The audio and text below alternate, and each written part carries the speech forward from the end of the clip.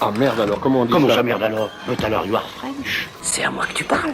Alors à qui est-ce que tu parles? T'en vois un autre que moi ici?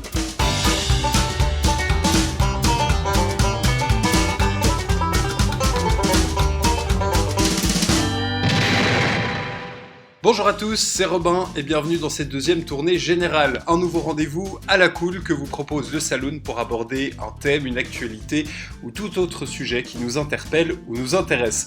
Aujourd'hui, et pour faire suite à notre première tournée générale consacrée au huis clos, nous allons aborder un genre presque plus spécifique encore, le home invasion.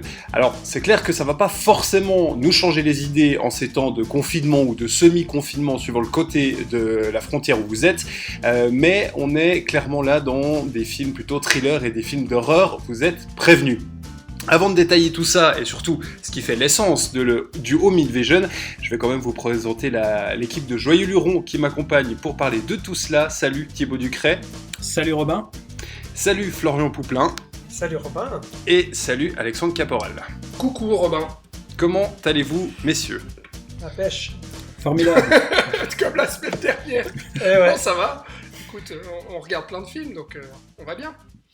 Et ça tombe bien parce que justement ces films, on va en parler. On en a choisi 4, un film chacun, qu'on va donc détailler un petit peu avant d'évoquer des recommandations personnelles et même quelques actualités liées à des sorties, puisque effectivement, même si les salles de cinéma sont pour l'instant fermées dans pas mal d'endroits, eh bien les films continuent à sortir, notamment en VOD. Donc les 4 films qu'on va traiter aujourd'hui dans cette tournée générale sont donc Panic Room de David Fincher, sorti en 2002, Hush ou Pas un bruit de Mike Flanagan, sorti en 2016, Straw Dogs ou Les chiens de paille de Sam Peckinpah, sorti en 1971, et finalement Angst ou Schizophrénia de Gerald Karg, est sorti en 1983. Voilà, comme ça vous avez la liste déjà des films dont on va parler.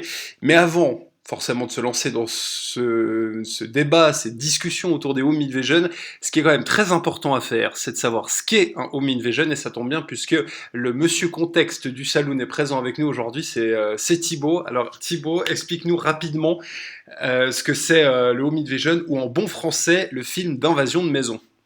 Absolument, et je tiens à m'excuser parce que je ne pensais pas dans le précédent épisode que notre bon vieil Alexandre irait jusqu'à me mettre le morceau de barre pour de vrai. Donc, chose promise, chose due. Hein. Oui, non mais on recommence cette semaine si tu veux. Je t'ai sous-estimé, mais alors recommençons parce que ce coup-ci j'ai joué le jeu jusqu'au bout, et donc le home invasion, définition. C'est parti. Alors, le home invasion, c'est des méchants qui essayent d'entrer dans la maison des gentils, et c'est des gentils qui essayent de protéger leur maison.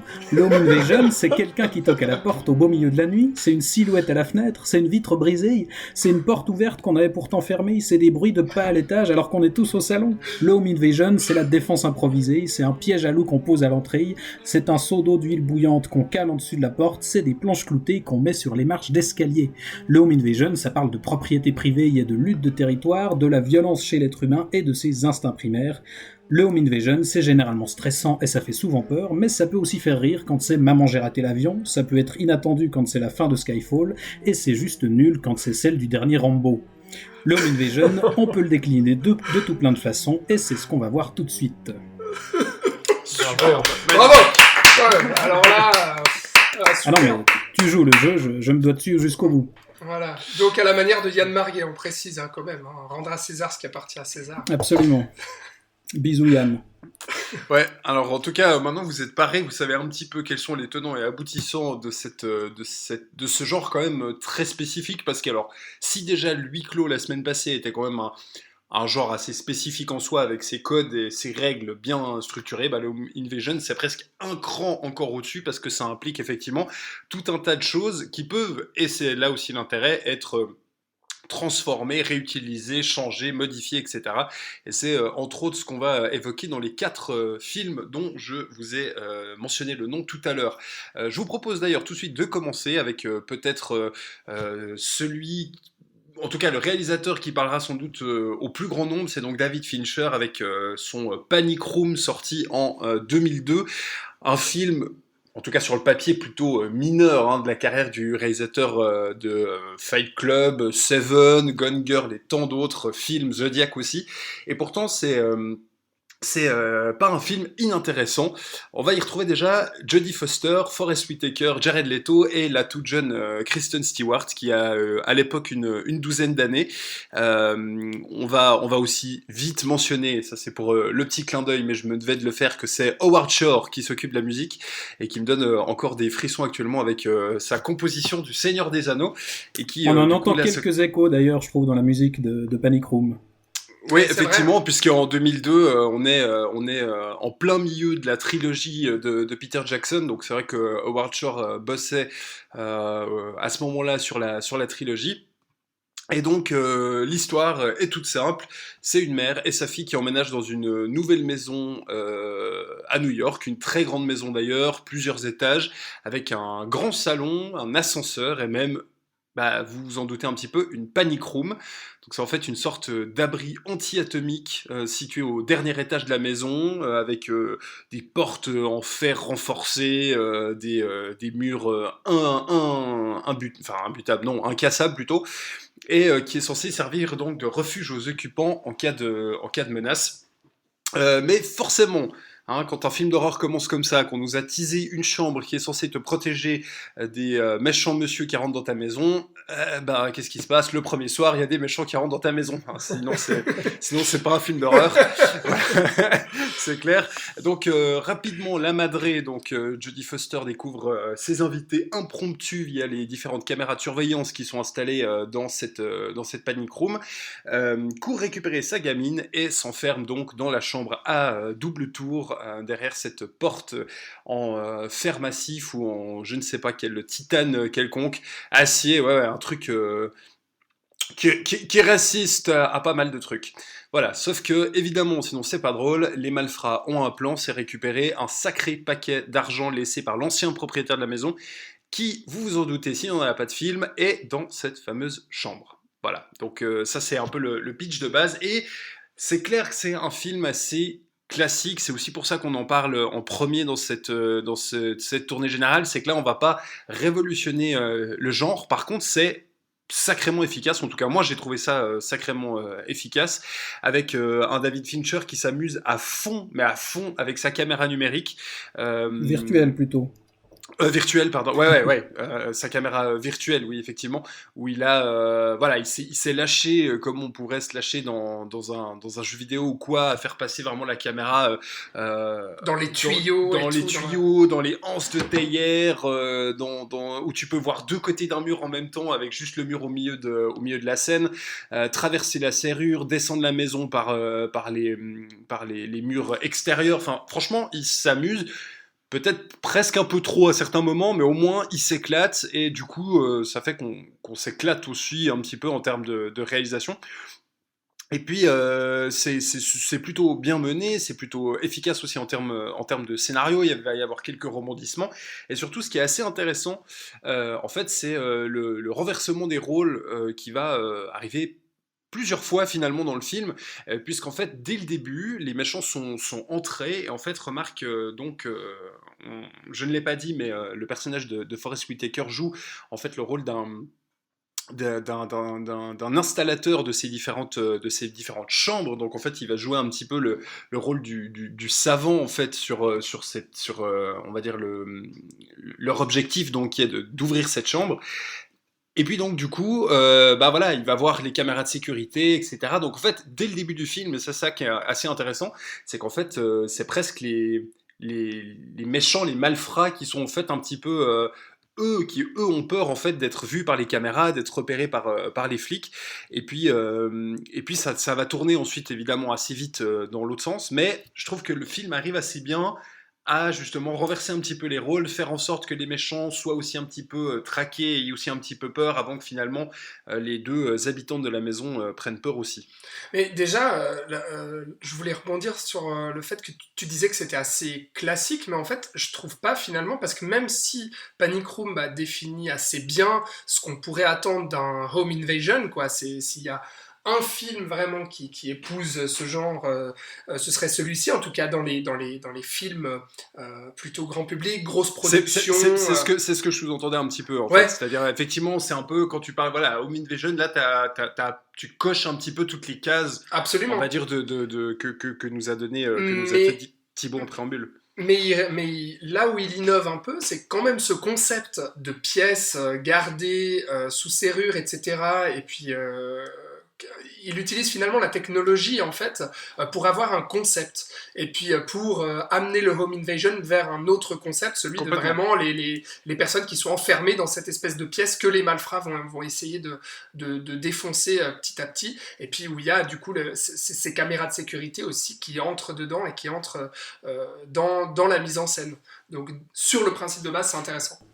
Effectivement, moi je trouve que c'est ça un petit peu la particularité de ce film, et qui fait qu'il est dans l'absolu pas si classique que ça, c'est-à-dire que finalement la maison elle est très vite envahie, donc c'est pas la défense de la maison elle-même, enfin des frontières de la maison l'enjeu du film, mais très rapidement justement les deux personnages féminins se réfugient dans cette chambre forte, et donc le lieu assailli il est resserré à une seule pièce, c'est plus la maison mais c'est cette chambre forte, donc on a un espèce de double huis clos où finalement on ne sort plus du tout de la maison jusqu'au final, et où tout l'enjeu c'est de pénétrer dans cette maison-là.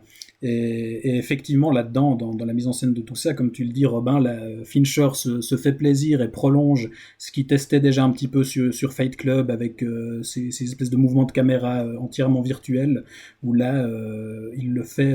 Enfin, je trouve pas si gratuit que ça. Il y a des trucs un peu foireux.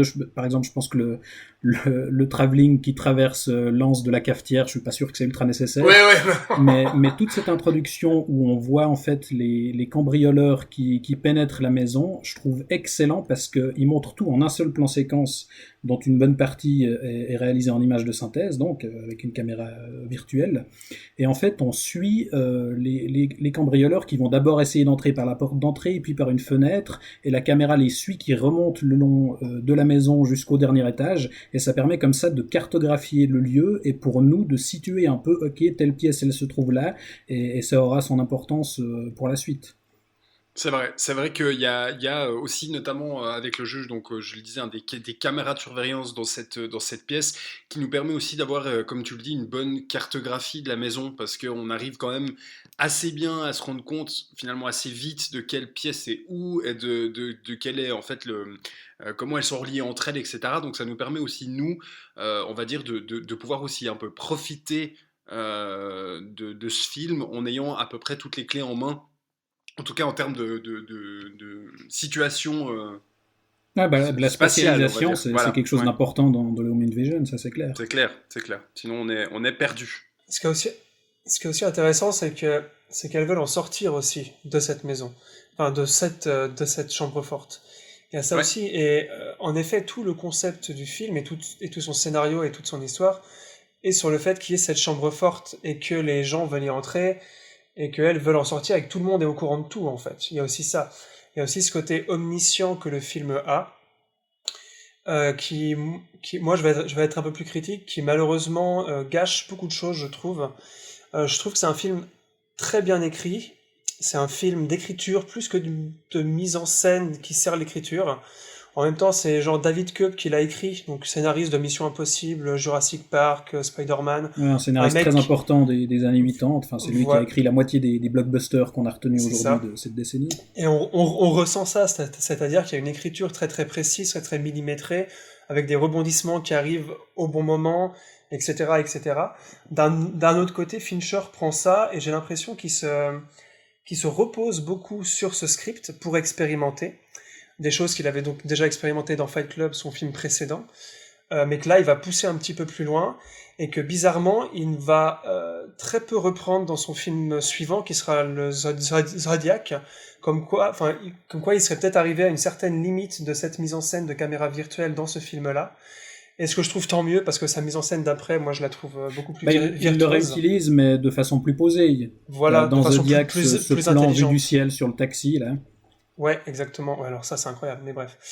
Et je trouve que c'est un film qui a les limites de son concept, dans le sens où au tout début du film, il y a plusieurs en tout cas une ou deux principales annonces de thématiques qui sont absolument pas tenues après, et où le scénario et les événements et l'enchaînement des rebondissements prennent le pas. Et c'est ça que j'ai trouvé un peu dommage. Moi, je trouvais que on était dans un lieu très très clos, malgré qu'on soit à Manhattan. On n'entend jamais ce qui se passe à l'extérieur, mais même avant que les méchants arrivent. C'est comme une espèce de tombe, en fait. Il y a une théorie qui dit ça, que cette grande maison est comme un mausolée, en gros, et que la je pense panic que room, c'est... Comment? Je pense que c'est voulu, parce qu'il y a tellement Oui. pas... Ouais, c'est... Exactement, et je pensais que ça aurait été un film qui allait plus nous parler du rapport à la mort. Elle fait une référence à Edgar Allan Poe, qui a écrit plusieurs histoires sur des gens enfermés, enterrés en vie. Et elle dit ça, et c'est pas anodin, tu mets pas ça dans un script. Et elle est claustrophobe aussi. Il y a tout ce rapport-là qui est annoncé au tout début du film et qui va être très peu tenu après. Et j'ai trouvé ça un peu décevant, personnellement, puisque, en fait, on va suivre aucun point de vue, puisque la narration est omnisciente et neutre, en fait. Donc on voit le côté des méchants, le côté de L2 qui sont à l'intérieur, même l'ex-mari qui va arriver. Et je trouve que cette neutralité gâche un peu un choix de mise en scène ou de propos que Fincher aurait pu avoir. Et du coup, je trouve que c'est un film c'est un film qui nous emporte par son écriture, mais qui ne fait absolument pas peur. Et je trouvais qu'il y avait du potentiel dans ce film pour être vraiment claustrophobe et très angoissant. Et je trouve ça dommage. Enfin voilà, moi c'est un truc que, en le revoyant, parce que je l'avais vu il y a vraiment 10-15 ans, qui m'a vraiment marqué, c'est ce manque de thématique et ce manque de propos. C'est un film fun, voilà. Et je trouve ça un peu dommage, et je pense que c'est aussi pour ça que c'est un film très mineur dans la filmographie de David Fincher, qui d'habitude a un fond beaucoup plus lourd, un peu plus politique, avec Fight Club et The Zodiac par exemple, puisque c'est les deux films qui encadrent Panic Room. Voilà, je trouvais ça un peu dommage, et j'ai l'impression qu'ils aient plus amusé qu'autre chose en fait. Ouais, c'est ça, et c'est ce qui en fait un film mineur, comme tu dis, c'est qu'il épouse vraiment le pur divertissement, en fait, et puis on sent que c'est ça qu'il a envie de faire avec ce film, c'est ça qui l'amuse, et qui lui permet aussi de tester des choses avec la caméra virtuelle dont on a parlé, mais je suis d'accord avec toi, on sent un peu ces limites-là, et notamment, il y a certaines tentatives, notamment autour du rapport à l'argent, je vois certains plans, notamment sur la fin, en fait, qui sont un petit peu ratés, dans le sens où il développe pas réellement son message, et qu'à la fin, il essaie de nous glisser quelque chose par l'image, hein, c'est très fort, mais où ça tombe un peu, ça retombe un peu à plat, quoi. Ça marche pas parce qu'il l'a pas développé avant. Le personnage de Forest Whitaker. Mais ça si, quand même, un petit peu. Je trouve que effectivement, il le transcende pas, mais il y a malgré tout un espèce de sous-texte social qu'on peut voir là derrière, parce que finalement, c'est la mère et la fille aisées qui sont assaillies par les pauvres. Et je trouve que dans les personnages des cambrioleurs, il y a quelque chose d'intéressant. Le personnage de Forest Whitaker, il est, je trouve, assez nuancé, assez bien travaillé, parce qu'il a quand même malgré tout des motivations nobles. Il fait ça pour sa famille, et il est tiraillé entre son besoin d'argent et ses volontés pacifistes. En face, il y a Raoul, qui a masqué une bonne partie du film, et qui, lui, c'est juste le mal incarné, il est prêt à tuer sans aucun scrupule, etc. Et la bêtise incarnée aussi. Oui, mais alors, justement, pour compléter le trio, il y a le personnage de Jared Leto, qui incarne son propre rôle, c'est-à-dire qu'il joue un abruti imbu de lui-même et complètement incompétent. Donc pour les personnes comme moi qui détestent cet acteur, c'est assez sympa de le voir dans ce film, puisque accessoirement il s'en prend plein la gueule. Ouais, c'est vrai. Donc, voilà. Mais par contre, c'est effectivement, moi, ces limites-là, je m'en moque assez vite, parce que je trouve que le film est assez implacable, justement, dans son écriture, son grand divertissement, et puis ses rebondissements. Et puis même, pour reparler de la mise en scène de Fincher, moi, j'ai pas vraiment ressenti, comme vous en parliez avant, Robin et Thibaut, sur la clarté, en fait, de la spatialisation dans la maison. Personnellement, je l'ai perçu complètement à l'inverse, c'est-à-dire même si on voit les pièces et on cartographie un peu avec ses caméras, je trouve que Fincher ne nous fait jamais de lien entre les pièces. C'est-à-dire qu'on voit les pièces, mais par contre, on n'arrive pas à distinguer exactement à quel niveau se trouvent les pièces, parce que la maison est aussi sur plusieurs étages. Et en fait, moi, alors attends, je finis, mais c'est que du coup, moi, j'adore ça, hein, c'est pas du tout une critique. Au contraire, moi, c'est ce qui me fait ressentir la tension, parce que à des moments aussi où les personnages vont sortir de cette pièce avant d'y retourner, etc., en fait, on ne sait, je trouve qu'on n'arrive pas à distinguer exactement où se trouvent les méchants par rapport à cette pièce, à certains moments du film, et qui va nous faire vraiment ressentir la tension sur combien de temps ils vont mettre avant d'arriver à cette pièce, combien de temps ils vont mettre d'une pièce à l'autre, et je trouve que ce jeu-là, moi en tout cas, je l'ai vraiment perçu comme ça, il joue sur ce côté labyrinthique en fait de la maison qui rend justement pour moi la tension et l'angoisse du film. Et c'est plus un film d'escalier que de pièces. Moi, je me suis beaucoup plus repéré aux différents niveaux des marches que des pièces vraiment. Ouais, À mais, part la mais comme, Panic Room comme qui il est t'a tout en haut. montré tous les étages et qu'en plus il arrête pas de te montrer ce qui se passe sur les caméras et justement où sont les cambrioleurs, moi il me semble quand même que c'est assez rare qu'on sache pas, à part à un moment où justement les cambrioleurs jouent sur l'absence de caméra, mais sinon il me semble que justement la force du film c'est qu'on sait à peu près où on est tout le temps et, Ouais, non, et moi, on je sait suis- donc que les gens sont proches ou non. Ouais. Non, moi je suis avec Thibaut, plutôt avec Thibaut. Alors moi j'ai trouvé que c'était plutôt la spécialisation était plutôt très réussie et puis que tu savais à peu près en permanence où sont les gens en fait. Donc pour le coup ça marche plutôt bien. Mais mais l'un dans l'autre, ça marche. En fait. Ouais, c'est ça, c'est que finalement Qu'on se que vous repère les- ou pas, voilà, il y a un dans les effet. deux cas ça marche. Et puis c'est vrai aussi que tu le disais Thibaut avec ce personnage de Forest Whitaker qui est aussi, on va dire, un peu moins macho que les deux autres machos, bah, ça fait que c'est un petit peu, ça rajoute un petit truc. Et puis, pour compléter aussi ce que tu disais, Flo, avec l'aspect aussi de la mère qui est claustro, la fille, elle est diabétique et ses médicaments sont hors de la chambre. Donc, ça va forcément à un moment ou à un autre poser pas mal de questions. Et on sait ce que ça peut être de ne pas avoir sa dose dans ce genre de cas. Donc là, ça va aussi rajouter une tension supplémentaire. Et je trouve que ça a quand même pas mal d'intérêt. Voilà, ce film, effectivement, on l'a dit, un peu plus mineur de David Fincher, mais qui n'en reste pas moins très efficace.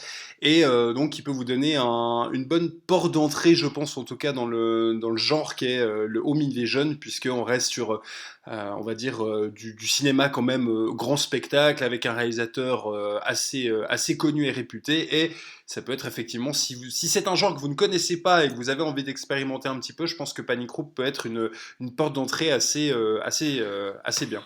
D'autant que dans le Home Invasion et dans les films qu'on va aborder, on touche assez rapidement en fait au genre de l'horreur et du film horrifique. Ouais. Et puis on va aussi souvent lorgner vers le côté slasher et autres, et donc qui deviennent des films un peu moins accessibles pour tout le monde, je dirais, alors que Panic Room justement joue la carte en fait du thriller et du grand divertissement populaire, et donc c'est pour cela qu'il est, je pense, le film en tout cas le plus accessible dont on va parler aujourd'hui, et probablement un des Home Invasion les plus accessibles aussi. C'est clair, c'est clair. Et alors, on laisse donc le grand spectacle de Monsieur David Fincher pour aller sur un autre spectacle, celui de Hush de Mike Flanagan, sorti en 2016. Alors, plusieurs raisons d'en parler. Thibaut, c'est toi qui l'as choisi, donc bon, déjà, ça fait quand même un point majeur pour qu'on en parle. Mais également car c'est un film de Mike Flanagan, un réalisateur américain du Massachusetts, à qui on doit notamment encore Before I Wake, Ouija, les origines, et plus récemment surtout Doctor Sleep, la suite, mais pas vraiment Shining. D'ailleurs, on avait fait un saloon sur ce film que vous pouvez retrouver, et donc, qu'on l'aime ou qu'on ne l'aime pas, on peut dire qu'en tout cas, qu'il commence à monter dans le genre un peu horrifique et thriller sur Hollywood. Et puis également, un autre intérêt d'en parler, c'est que c'est un film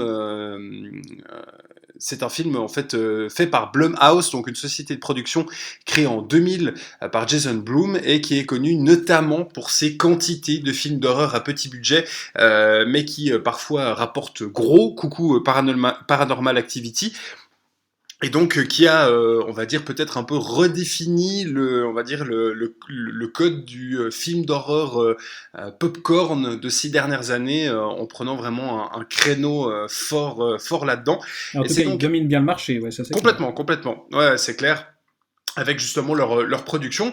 Et donc Hush 2016, qui raconte l'histoire d'une romancière sourde muette qui vit seule à la lisière d'une forêt.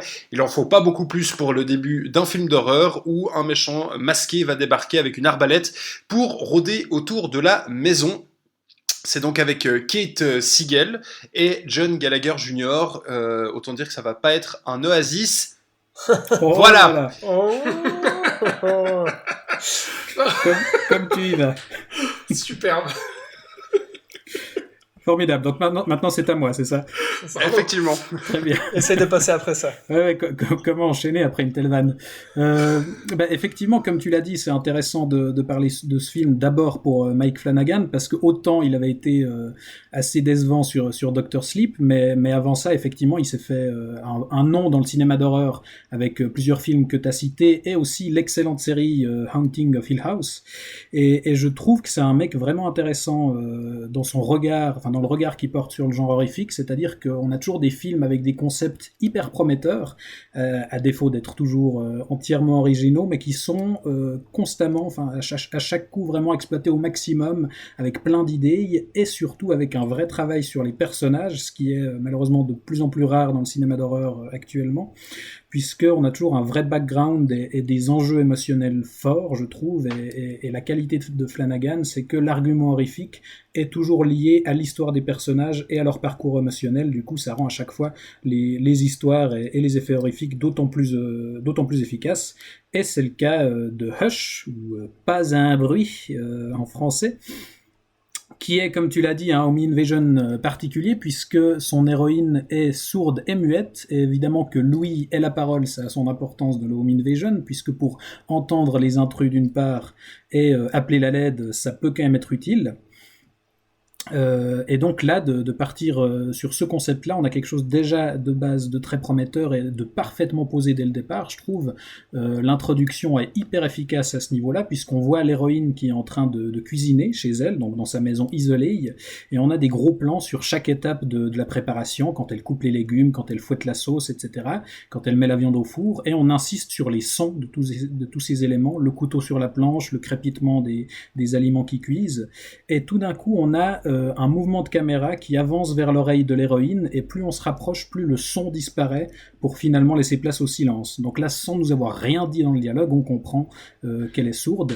La pure mise en scène pour nous communiquer l'enjeu de départ, en fait. Exactement, ouais. Donc on nous montre direct sa condition et on nous prépare surtout à ce qu'elle impliquera, parce qu'il y a plusieurs éléments. Par exemple, à un moment, elle crame son plat, et donc il y a une alarme qui se déclenche, et elle explique à sa voisine qui vient lui rendre visite qu'elle sonne hyper fort parce qu'elle doit sentir les vibrations. Donc il y a plein de petits indices comme ça qui nous posent très bien ce qui va suivre, et le concept est très fort parce que en fait très souvent on sera conscient du danger avant elle, c'est-à-dire qu'elle n'entend pas, et donc d'une certaine manière elle voit pas, donc forcément que la tension est d'autant plus forte.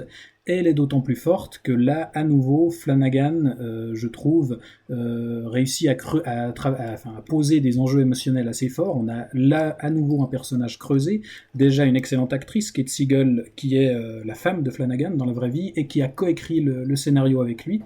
Elle est vraiment excellente, je trouve. Et surtout, on a une écriture, comme je le disais, très efficace. C'est-à-dire qu'après 15 minutes, on sait qui c'est, on comprend son handicap, on sait que c'est une romancière qui bloque sur son second livre, qui se remet difficilement d'une rupture douloureuse et qui a préféré s'isoler. Donc là, on a déjà un background assez conséquent.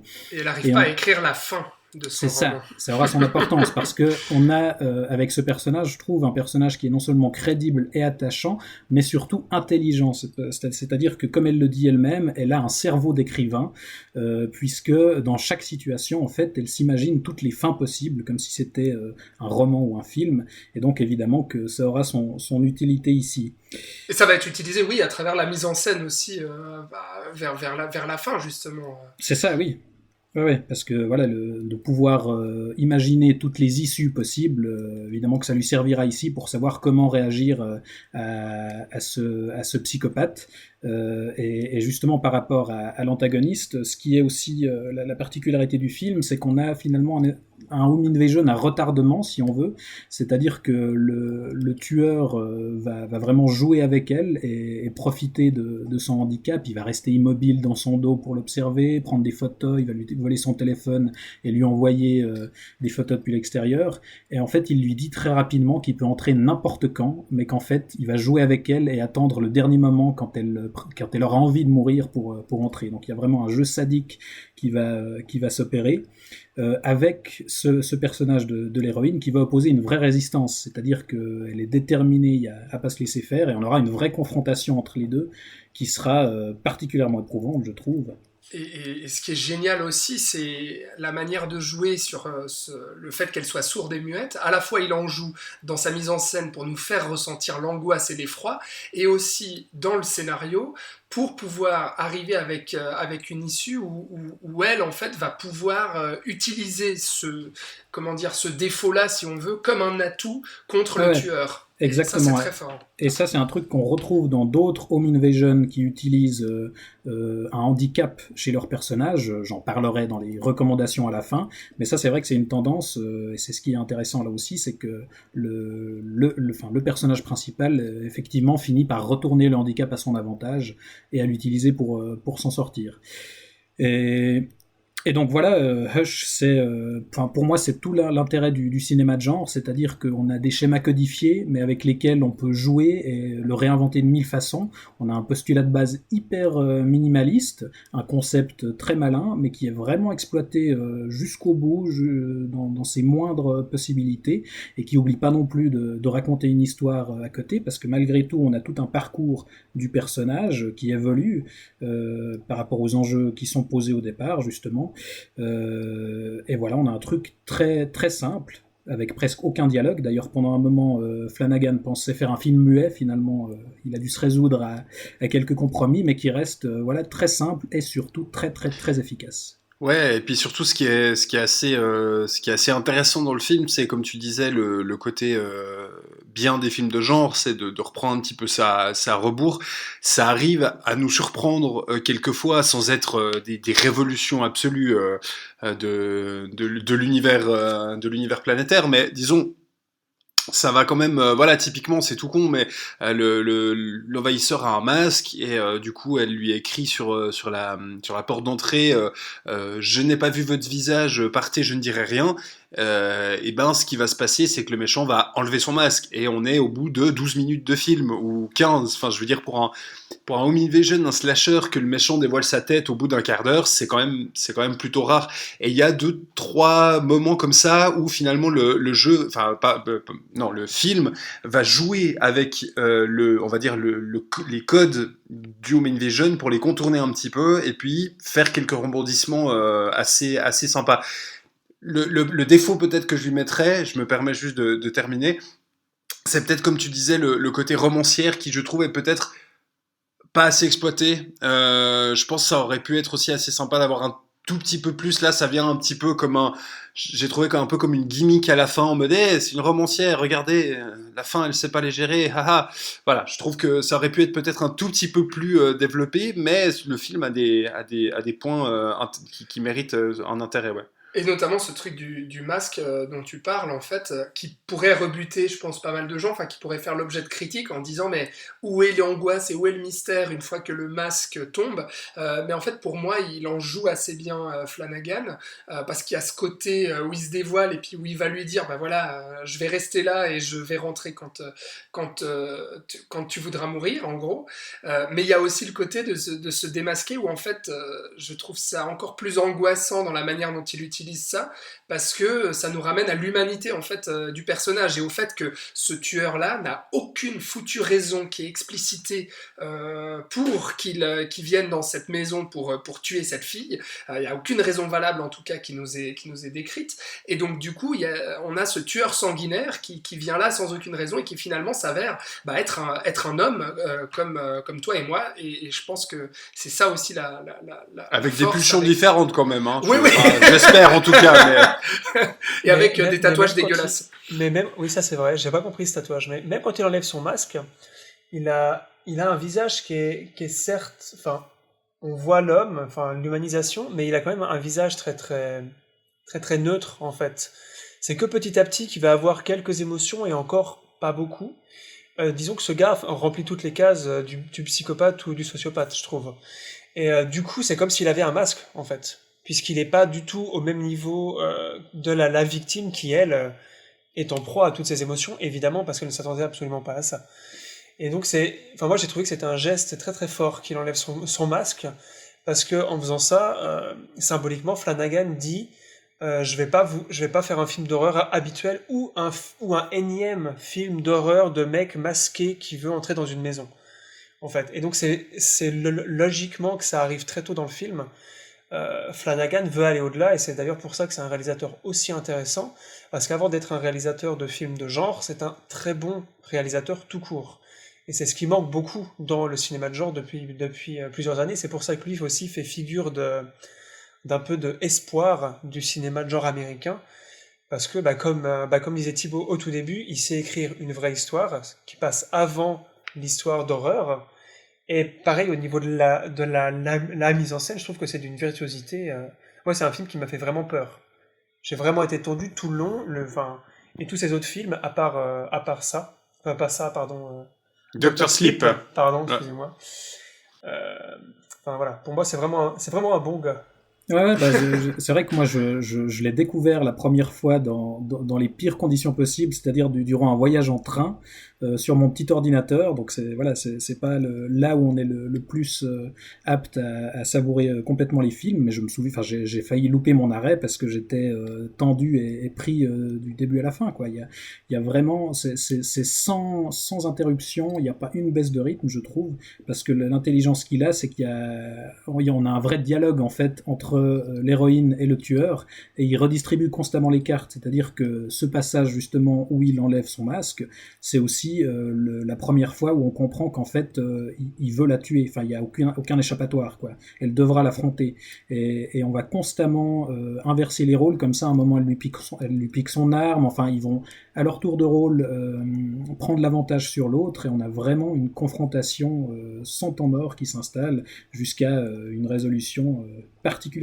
éprouvante, je trouve. C'est effectivement super intelligent et très très efficace aussi.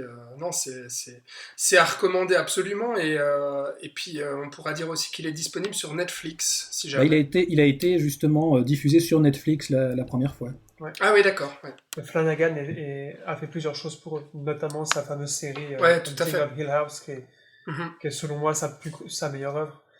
Et j'aime bien aussi, je finis juste sur Flanagan, j'aime bien aussi ce côté artisan des années 80 qu'il a, parce que par exemple en 2016, l'année où est sorti Hush, il a sorti 2 autres films, donc 3 films en un an, c'est quand même assez intense, qui sont tous de très bonne qualité.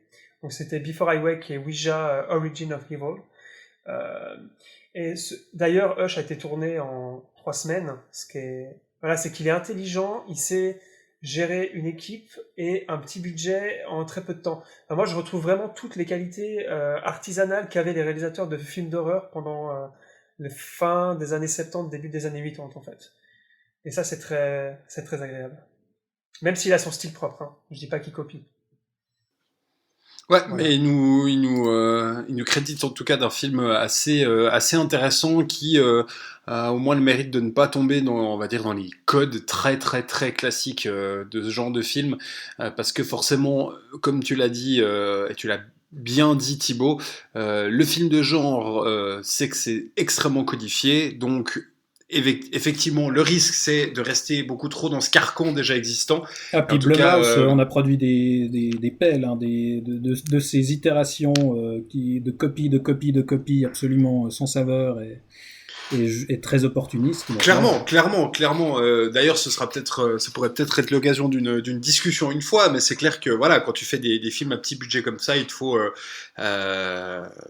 certains, tu vas pas prendre de risques et tu vas faire ce qui marche depuis des décennies. En tout cas, Hush a au moins le mérite de proposer quelque chose de différent, et donc peut-être que ça vous saura vous intriguer. Voilà donc pour notre deuxième film qu'on vous propose dans cette tournée générale. On va passer au troisième film. C'est Alex qui va en parler. On va monter d'un cran en termes de qualité de film. C'est Bon, comme si alors, on était très je sais bas. pas, si Thibaut veut réagir à cette attaque, à cette uppercut frontale là. Est-ce que- Je Non, préfère la mais- différence. C'était très très bien, les deux premiers sont très très bien, mais là on monte encore d'un cran. Voilà. Voilà, avec donc Straw Dogs ou les chiens de paille en version française de Sam Peckinpah, donc sorti en 1971, un réalisateur américain à qui on doit notamment encore la Horde sauvage, Tueur d'élite, Pat Garrett and Billy the Kid et plein d'autres. On retrouve donc Dustin Hoffman dans le rôle titre, accompagné de Suzanne George notamment. Donc Dustin Hoffman, c'est David, un jeune mathématicien américain qui va habiter avec sa femme dans la campagne anglaise, non loin d'un petit village. Il engage des ouvriers justement de ce village pour lui construire un garage. Et là, l'horreur commence à s'installer déjà et l'invasion a déjà débuté à partir de ce moment-là. C'est un film super. Donc, Alex, vas-y, dis-nous pourquoi c'est super. Déjà parce que c'est ultra violent. Et nous, on aime ça, la violence. Exactement.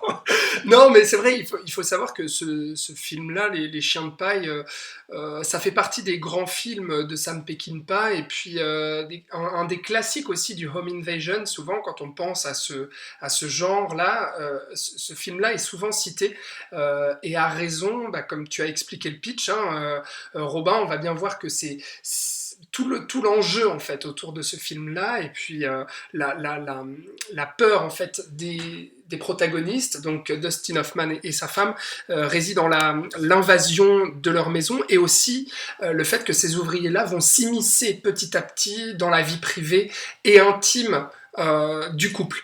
Et puis donc ce film-là a été très critiqué à sa sortie, a fait un gros scandale, notamment avec la violence qui est très crue. Sam Peckinpah est un réalisateur qui a longtemps traité de la violence dans son cinéma, et de la violence de l'Amérique notamment à travers les westerns, parce que c'est un réalisateur qui est très connu pour ses westerns. Tu as cité notamment La Horde sauvage, qui est sûrement son plus connu.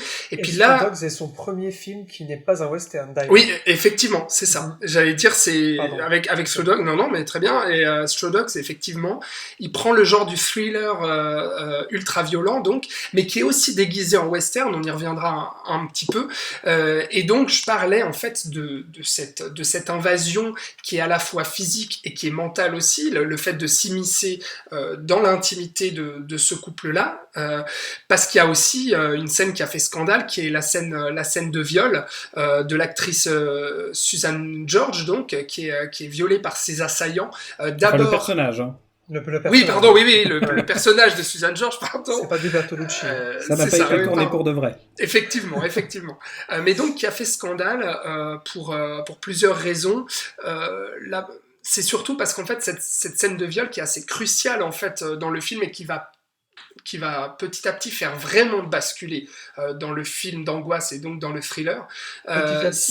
Petit à petit, oui, cette scène-là vraiment fait basculer d'un coup. C'est que en fait, elle va se faire violer par son ancien amant, en fait, l'un des ouvriers qui est un de ses anciens amants.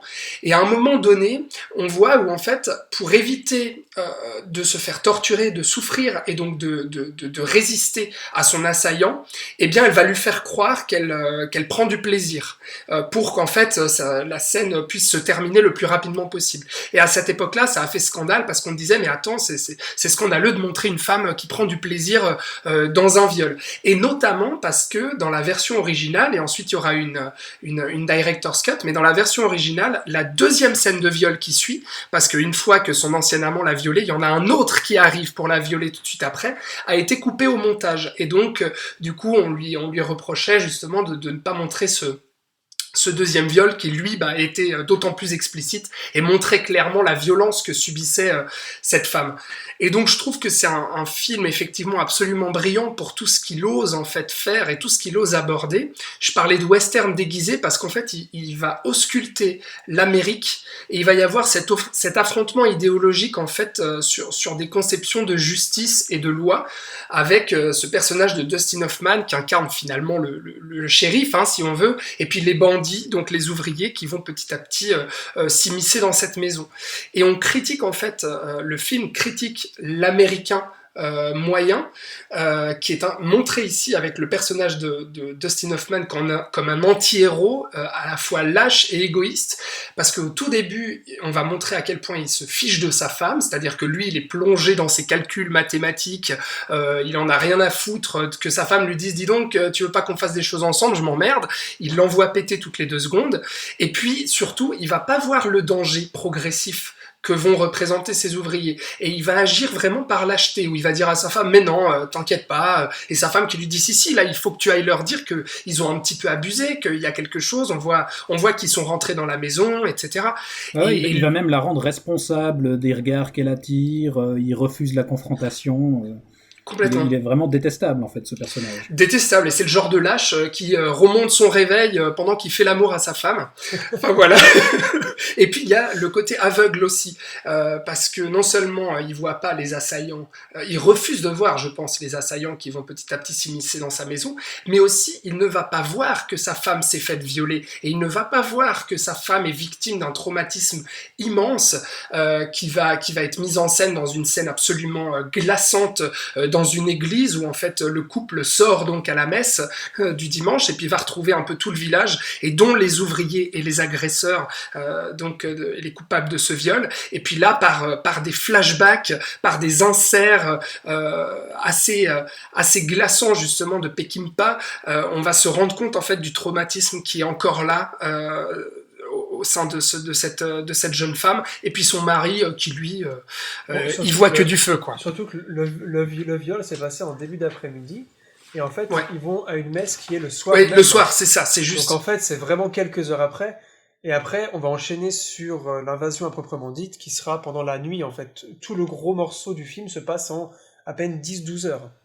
Mais d'ailleurs, pour rebondir sur cette scène justement à l'église, enfin, je trouve que ça rend d'autant plus absurde les critiques qui verraient une vision ambiguë du viol, justement, parce qu'on nous montre bien dans cette scène-là que c'est un traumatisme. Enfin, donc exact. Il y a aucune ambiguïté sur la façon dont c'est perçu. Bah, c'est avec cette scène, en fait, que Peckinpah s'est longtemps défendu en disant « Mais regardez cette scène, s'il vous plaît, on voit quand même que c'est un traumatisme, il n'y avait pas besoin de montrer le deuxième viol pour voir que cette femme-là n'était pas consentante et qu'en fait elle a fait semblant de prendre du plaisir.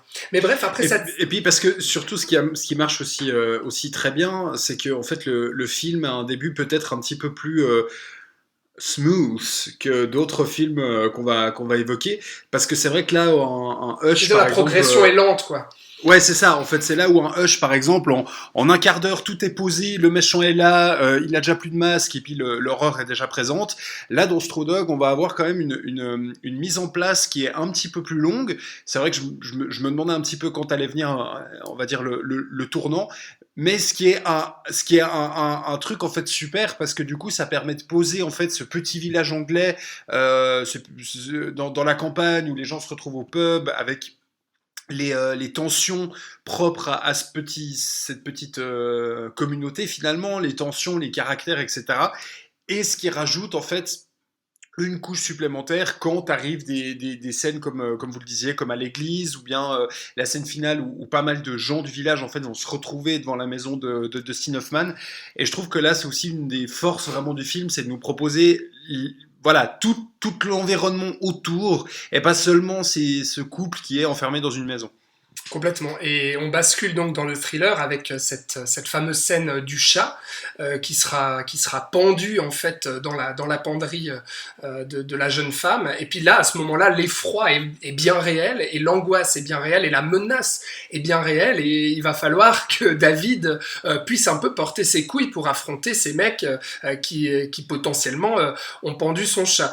Et donc là, on bascule vraiment dans le thriller. Et là, toute la critique de cet Américain, en fait, elle va résider dans cet acte final, qui est du coup du pur home invasion, puisqu'en fait, il y a tout un arc narratif autour d'un homme qui est supposé comme étant un déréglé mental, qui aurait potentiellement violé, voire tué des femmes, et qui représenterait une menace sur la fille d'un des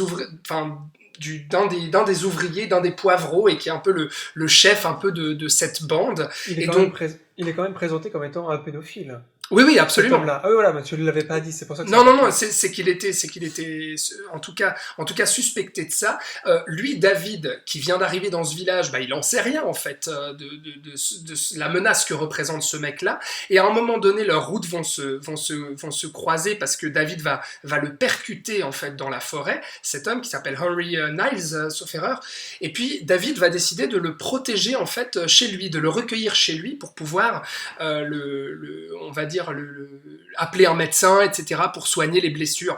Et t'as tous les ouvriers qui débarquent à ce moment-là parce qu'ils veulent cet homme, parce qu'il y a des rumeurs comme quoi il aurait couché avec, et puis même qu'il aurait potentiellement séquestré, voire tué la fille de ce chef de bande. Et à ce moment-là, David va s'imposer à ça parce que lui va vouloir garder ses valeurs de justice, de diplomatie et de pacifisme qui sont vraiment propres à l'Américain qu'il représente, c'est-à-dire l'Américain des villes, l'intellectuel, le mathématicien, qui va justement résister en fait à la violence et à l'invasion peu à peu de ces malotrus qui vont vouloir mettre la main sur cet homme-là. Et lui va être mis à mal en fait dans ses valeurs et va vouloir protéger cet homme-là qui finalement est potentiellement dangereux et irresponsable va protéger cet homme-là à tout prix. Même pas tant que ça en fait, parce que comme il le dit lui-même au début de cette séquence, il dit c'est là où je vis, c'est moi, je ne tolérerai pas de violence contre cette maison. Donc finalement oui, en fait, il y a ça au départ aussi. Il reconnaît entre les lignes que son souci c'est plus de défendre sa propriété que de protéger l'idiot du village. Bah, au début il y a ça. L'idiot du village, parce que moi j'ai eu l'impression avec ce personnage qu'il ne se rend pas compte de l'invasion de sa maison progressive. Il se rend pas compte du mal qu'on est en train de lui faire petit à petit, mais il se rend compte du mal qu'on voudrait faire à quelqu'un d'autre. C'est ça. Et d'autant plus quelqu'un qui peut protéger, puisque c'est le simplet du coin. Et moi, je crois qu'il y a un peu des deux, en fait. Bah oui. En fait, il me semble que toutes ces réactions au long du film, on nous montre quand même que c'est surtout motivé par une question de fierté un petit peu. C'est-à-dire qu'il ose pas confronter les gars quand ils retrouvent le chat mort. À la place, il accepte d'aller chasser avec eux parce qu'ils le mettent au défi d'aller chasser avec lui. Et qu'il veut devenir ami avec eux aussi. Hein. C'est ça, il veut être intégré dans la bande. Il y a une espèce de fierté masculine qu'il essaye de défendre, quoi. C'est vrai. Alors c'est sûr, il y a clairement la fierté, mais il y a vraiment cette notion aussi de justice et de diplomatie en disant il va pas livrer cet homme à ses assaillants, parce que les assaillants, on sait très bien ce qu'ils vont en faire de cet homme, c'est-à-dire qu'ils vont potentiellement le torturer, voire le tuer, ils vont le lyncher, et en fait David s'oppose à ça. Et le problème, c'est qu'en s'opposant à ça et à cette violence qui est en train d'être d'exploser dans un acte final, mais complètement taré, eh bien en fait ça va mettre en danger sa propre vie et mettre en danger aussi la vie de sa femme et donc la survie aussi de cette propriété. Et ce que je trouve assez dingue aussi, c'est qu'en voulant protéger cet homme-là, il se met en danger et tout ça, mais il y a qu'aussi David va être finalement le provocateur de toute cette violence, mais David ne va pas tuer de lui-même. C'est-à-dire qu'il va blesser des gens dans cet acte, mais si vous regardez bien, il n'y en a aucun qui va être tué par les coups ou par les balles de David. Le dernier quand même. Bah si, le dernier. Non, bah non. Le piège à loup, c'est lui qui le lâche. Il lui balance ça sur la tête, il meurt. Hein, c'est... Est-ce qu'il lui balance sur la tête? C'est lui qui lui met le piège à loup, justement. Il lui balance le piège sur la tête, qui se referme et qui le tue. Ça, ok, alors, pardon, de mémoire, l'assaillant tombait, il tombait les deux dans l'escalier et l'assaillant tombait sur le piège à loup. Je me souvenais pas que David... il est accroché au mur au-dessus de la cheminée. C'est bon, super, bande d'enfoirés, mon analyse ne tient plus, merci beaucoup les amis, c'est très gentil. Non, et donc tout ça pour dire que là où je trouve aussi le film brillant, c'est dans sa mise en scène. J'ai parlé de ces inserts de flashbacks qui sont très forts, mais il y a surtout la montée de la tension. Il y a d'abord dans cette scène de viol où il va alterner en fait entre deux unités de lieu et deux actions. On a David qui chasse d'un côté et donc qui est trop occupé à chasser et qui va pas se rendre compte de ce qui est en train de se passer. De l'autre côté, dans sa propre maison où sa femme est en train de se faire violer par des assaillants. Et en fait, Peckinpah va entrecouper sans arrêt des scènes des deux unités de lieu et c'est ce qui va refaire ensuite à la fin, avec la montée en puissance et en tension de trois unités de lieu, on suit le couple d'un côté, les ouvriers qui boivent et qui se préparent à aller chercher le fameux pédophile, et de l'autre côté on voit le pédophile en train d'agir, avant que tous ces personnages se recoupent et se retrouvent au final dans un lieu, et donc dans cette maison, pour ce final absolument explosif, avec un montage hyper sec, avec les gros plans sur les vitres qui se cachent, sur les visages apeurés, sur les fusils, etc. Et pour moi c'est une vraie leçon à la fois de mise en scène et surtout de montage, en fait, ce film. Mhm. Mais c'est Peckinpah, c'est là qu'on voit que c'est un vrai cinéaste qui a un style visuel et des thématiques qui va traîner. C'est comme tu disais avant, la violence, Peckinpah est connu pour ça. Il a toujours traité de la représentation de la violence au cinéma, en traitant les effets ou les causes, pas tout le temps en fait. Il s'est toujours intéressé à la pureté du geste violent de l'humanité en fait, et à cette face cachée. Et moi, ce que j'aime beaucoup dans cette mise en scène, et surtout dans la gestion du rythme, c'est qu'on est totalement du point de vue du personnage de David Sumner, et la montée en tension correspond complètement à comment lui vit en fait cette invasion en fait lente et un peu répétitive. C'est-à-dire que la mise en place est certes longue, mais même après qu'on ait trouvé le chat, ça retombe un peu. Parce que lui n'y croit pas, en fait. Lui ne veut pas y croire. C'est comme tu l'as dit avant. Il veut pas voir, surtout. Il veut pas voir, voilà. Et c'est pour ça que il y a une montée de tension, mais c'est plutôt une montée de malaise en tant que spectateur, je pense. Parce qu'on se dit, mais est-ce qu'il va faire quelque chose? Et la fin est complètement folle, parce qu'il y a eu 1h40 de retenue, et de déni, et de je ne veux pas voir ce qui se passe, parce que voilà. Et cette explosion de violence absolument cathartique et complètement folle est une des scènes dans l'histoire du cinéma les plus intenses qui ait jamais été faite, je pense. Et j'aime beaucoup Peckinpah dans ce film parce que il a un récit très très primaire, très très simple, et c'est un film très très masculin, très très masculiniste même, je pourrais dire, où on a ce concept de rite de passage aussi. D'où le titre Les chiens de paille. Tous ces ouvriers, tous ces assaillants sont des chiens de paille qui vont permettre au personnage de Dustin Hoffman de devenir entre guillemets un homme, puisque dans la logique de Peckinpah, on ne devient un vrai homme que par la violence en fait, que par le fait de laisser sortir le côté sombre qu'on a en fait, que Hoffman met donc 1h40 à retenir et qui sort que pendant le dernier quart d'heure. Et j'ai trouvé ça très très fort parce que du coup j'étais en train de genre me plaindre avec Panic Room que le fond était un peu soft, et dans celui-là je trouve que le fond et la forme sont vraiment parfaits. Ouais, il y a un très bel équilibre. Ils vont très bien ensemble, ouais. Et voilà, je trouve que c'est un des films les plus violents, mais aussi un des plus... Après, qu'on soit d'accord avec lui ou pas, la question n'est pas là, c'est que le mec a son point de vue et le mène au bout, et utilise sa mise en scène et son rythme pour utiliser au maximum ce qu'il veut faire en fait, et c'est pour ça aussi que je pense que c'est un des films les plus connus de Sam Peckinpah et un des films qui met le plus mal à l'aise de sa filmographie, puisque la violence n'est pas que graphique, contrairement à par exemple La Horde sauvage. Là elle est très psychologique, beaucoup plus que dans ses films précédents, et je crois qu'avec ce film il a trouvé un équilibre de violence à tous les niveaux.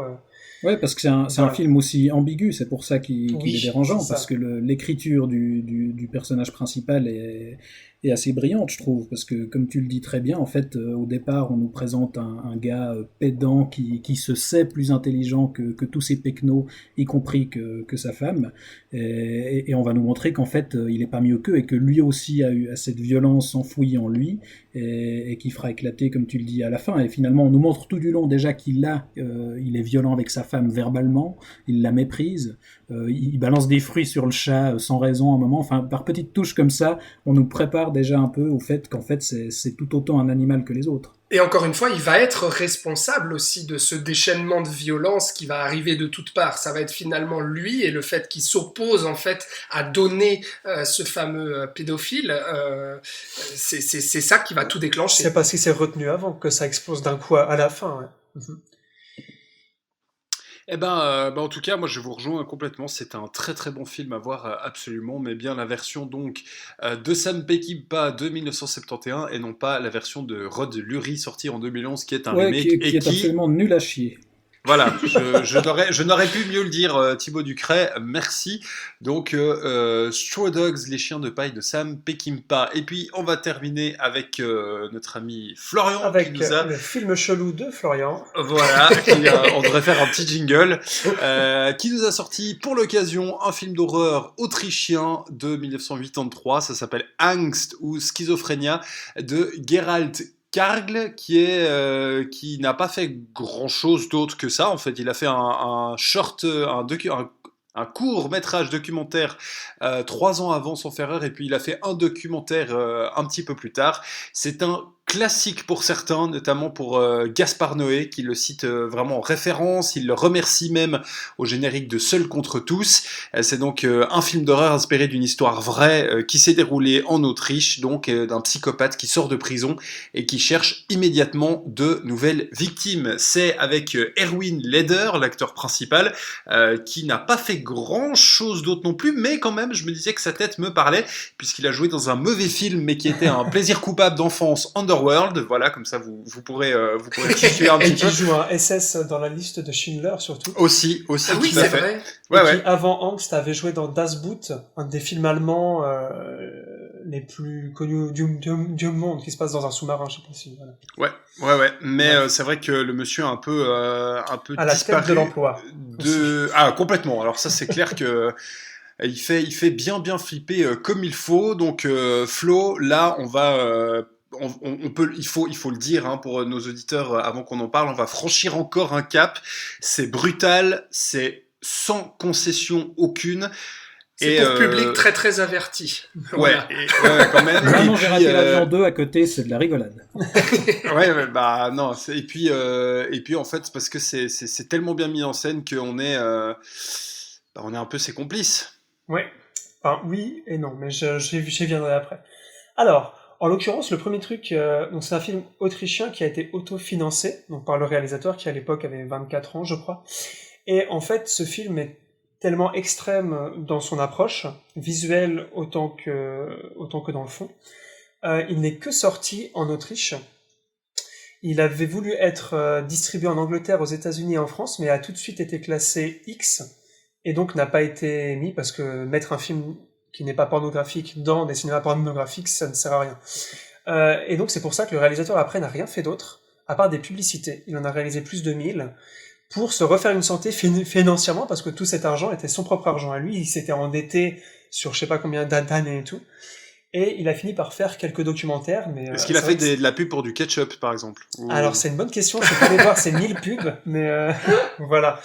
Mais c'est vrai que c'est un cas un peu à part qu'un réalisateur aussi jeune à l'époque ne fasse qu'un film qui soit autant séminal, parce qu'il va être, même s'il n'a pas été vu beaucoup à sa sortie, 20 ans après, il est ressorti en DVD en Allemagne, et maintenant il est disponible en Blu-ray chez Carlotta, et il a influencé en fait énormément de réalisateurs, dont Gaspard Noé, mais pas que lui.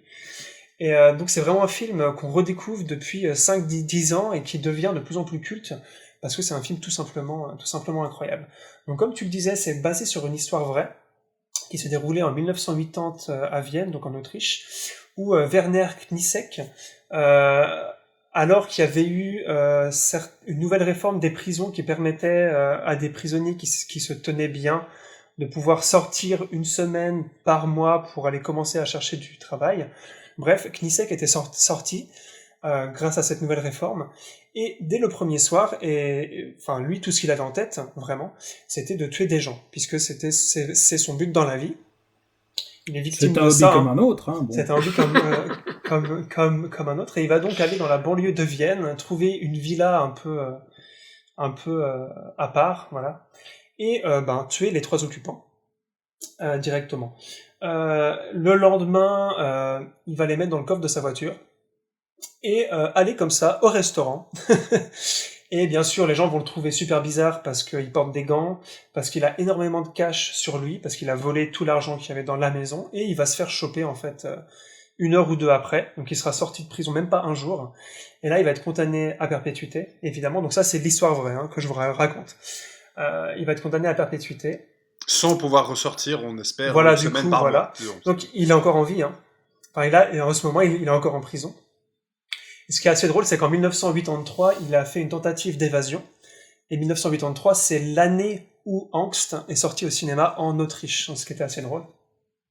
Donc Angst, qui veut dire en allemand peur, notamment parce que un des trucs de ce tueur, c'est de torturer psychologiquement les gens qu'il veut tuer, en fait, donc il veut leur faire peur, c'est vraiment ça qu'il veut.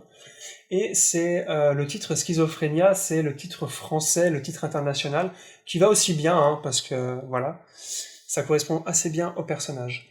Alors, Angst, c'est un film qui m'a énormément marqué la première fois que je l'ai vu, que j'ai découvert un peu par hasard grâce à ce fameux Blu-ray, j'avais d'ailleurs trouvé en solde à la Fnac. J'ai bien fait de... c'est un Ça film glace le sang. Ça glace le sang. C'est un film qui a une idée, qui a un point de vue, qui est celui donc de ce tueur, et un but, c'est de mettre le spectateur, donc nous, à la place de ce criminel, et donc d'utiliser tout ce que le cinéma offre, de techniques donc de techniques visuelles comme de techniques narratives, pour nous plonger dans l'esprit et dans les réflexes et dans les pensées de ce tueur. Et c'est un des rares films, un des très rares films, je dirais même que c'est le seul, qui est arrivé à ce point à prendre le spectateur en otage, en le mettant, en l'enfermant dans l'esprit de ce tueur. Je pense que c'est peut-être ce que vous avez ressenti aussi. Et ce qui est très étonnant aussi, puisque c'est un film un peu one-shot pour ce réalisateur, que du premier coup, il est inventé toutes ces techniques, et que depuis, ça n'a jamais été repris.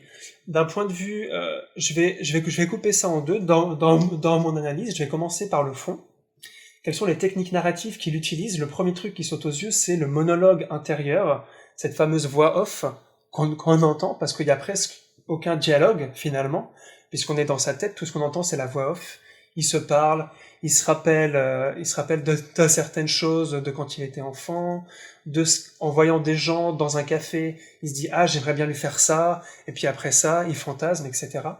Ce qui est très intéressant avec cette voix off, c'est que ce n'est pas une voix off d'illustration, c'est-à-dire qu'elle ne commente pas, ou en tout cas, majoritairement pas ce que le tueur est en train de faire, mais le tueur, dans sa tête, est ailleurs, ce qui va nous donner un background un background un peu explicatif, un peu vite fait, parce que expliquer pourquoi quelqu'un est psychologiquement malade au point de vouloir tuer des gens est quelque chose de très complexe, mais le réalisateur, qui d'ailleurs écrit aussi le film, nous donne quelques indices sur le fait qui peut, entre guillemets, en partie expliquer pourquoi est-ce qu'il est comme ça aujourd'hui. Ouais, parce qu'il raconte un peu son passé et les traumatismes qu'il a eu. C'est ça, exactement. Donc ça va nous donner une certaine empathie envers lui, et ça va surtout ouvrir une nouvelle dimension narrative, puisque on a la dimension visuelle, donc ce qu'on voit, ce qu'il est en train de faire, donc entrer dans cette maison, tuer des gens, les torturer avant de les tuer. C'est un truc que j'ai oublié de dire, c'est que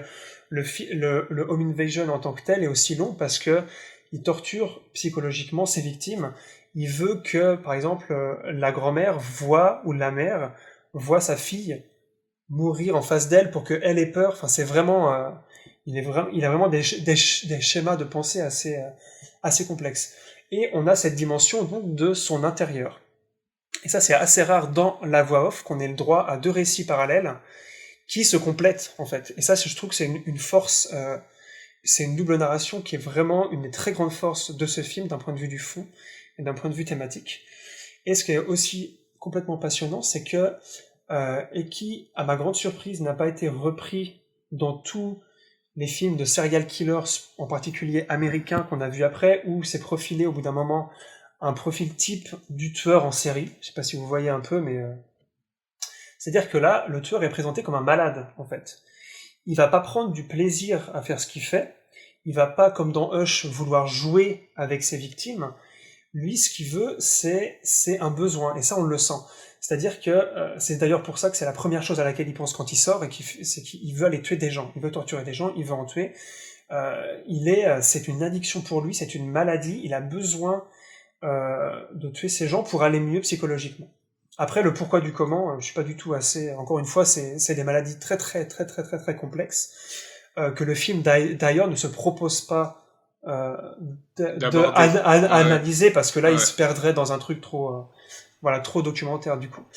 Et donc le fait de montrer D'ailleurs, cet homme comme un... le titre Schizophrénia me semble avoir quand même ses limites, parce qu'il me semble que le film ne prononce jamais le mot schizophrénie. Non, et ce serait plutôt de la psychopathie que C'est de la ça, oui. schizophrénie, ou alors un mélange. Et encore une fois, je veux pas parler de ça parce que je m'y connais pas assez. Voilà. Quoi qu'il en soit, il est présenté comme un malade psychologique, donc quelqu'un qui souffre de ça, en fait. Contrairement au gros méchant qu'on nous montre dans les films américains où il prévoit tout, il veut faire ça parce qu'il est fétichiste, etc. Là, c'est très instinctif. D'ailleurs, ce qui va amener à pas mal de, entre guillemets, rebondissements où des choses vont arriver que lui n'a pas prévues et qui vont le faire complètement paniquer et va lui faire d'autres erreurs. Enfin, au bout d'un moment, il va s'emballer, puis rien ne va se passer comme prévu puisqu'il fait tout à l'instinct. Et ce qui nous permet aussi en tant que spectateur, on est dans l'impossibilité de juger en fait, parce que ce film est amoral, puisqu'il n'est ni méchant ni gentil. En fait, ce tueur, il répond juste à un besoin provoqué par sa maladie mentale.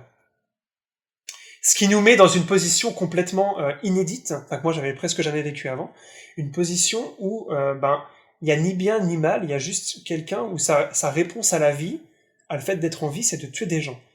Et ça, c'est d'une profondeur psychologique assez folle, qui est d'autant plus forte parce qu'il y a cette double narration qui permet au spectateur d'accéder à l'intériorité de ce personnage. En fait, c'est Alex, c'est ce qui est complètement fou en fait avec ce film-là. C'est exactement ce que tu es en train de dire. C'est qu'on n'a pas le choix justement que d'épouser le point de vue de ce tueur et qu'on n'a aucun jugement moral qui viendrait détruire en fait le mécanisme du tueur. C'est-à-dire qu'on va être prisonnier et aussi dans la durée.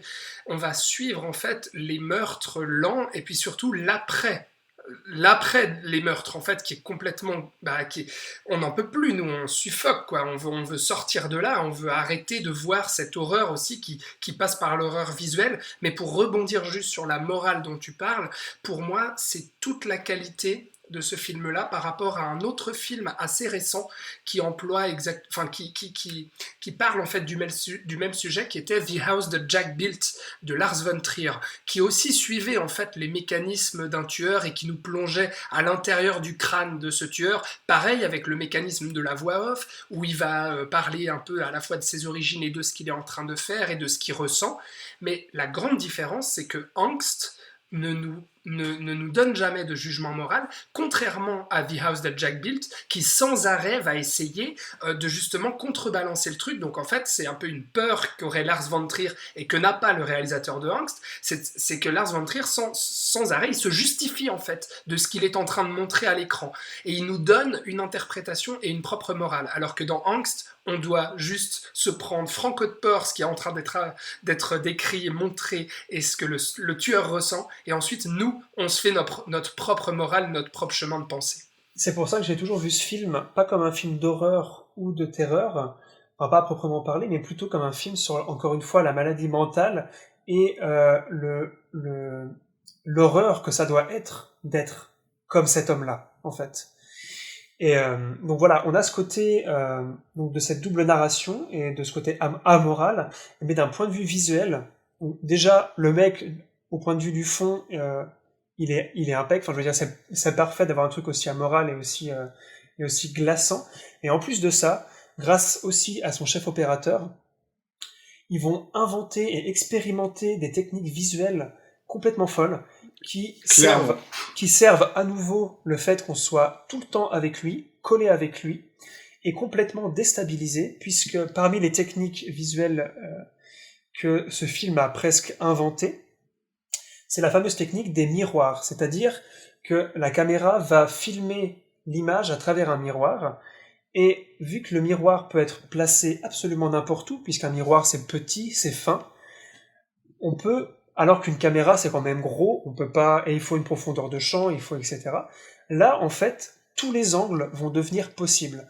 Et c'est-à-dire, et surtout, des angles qu'en tant que spectateur, on n'a jamais expérimenté, presque jamais vu.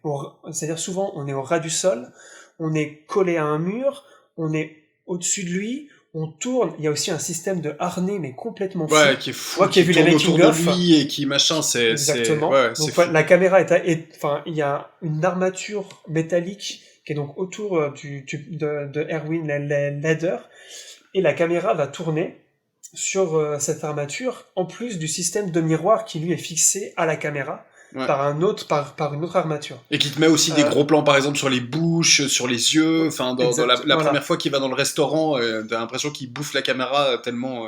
Et tout le film a été tourné avec un miroir, d'ailleurs. Hein. Tout le film de A à Z est tourné par miroir. Et donc, ça nous déstabilise d'autant plus, puisqu'on n'a aucun repère cinématographique, puisque le cinéma étant une langue, on a appris le chant contre chant, les plans d'ensemble, etc. Dans Angst, il y en a quelques-uns, mais la majorité sont des choses qu'on n'a jamais vues avant. Il y a aussi des systèmes de cordes et de poulies, enfin bref, ils se sont vraiment lâchés. Et du coup, on est complètement...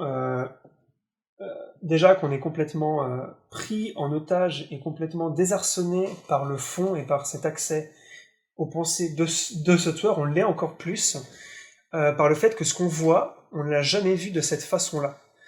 Et vraiment, rien que pour ça, c'est un film qui techniquement est absolument fou. Et toutes les techniques qui sont mises en place, donc la caméra attachée à l'acteur, tous les systèmes de cordes, de grue ont été repris après.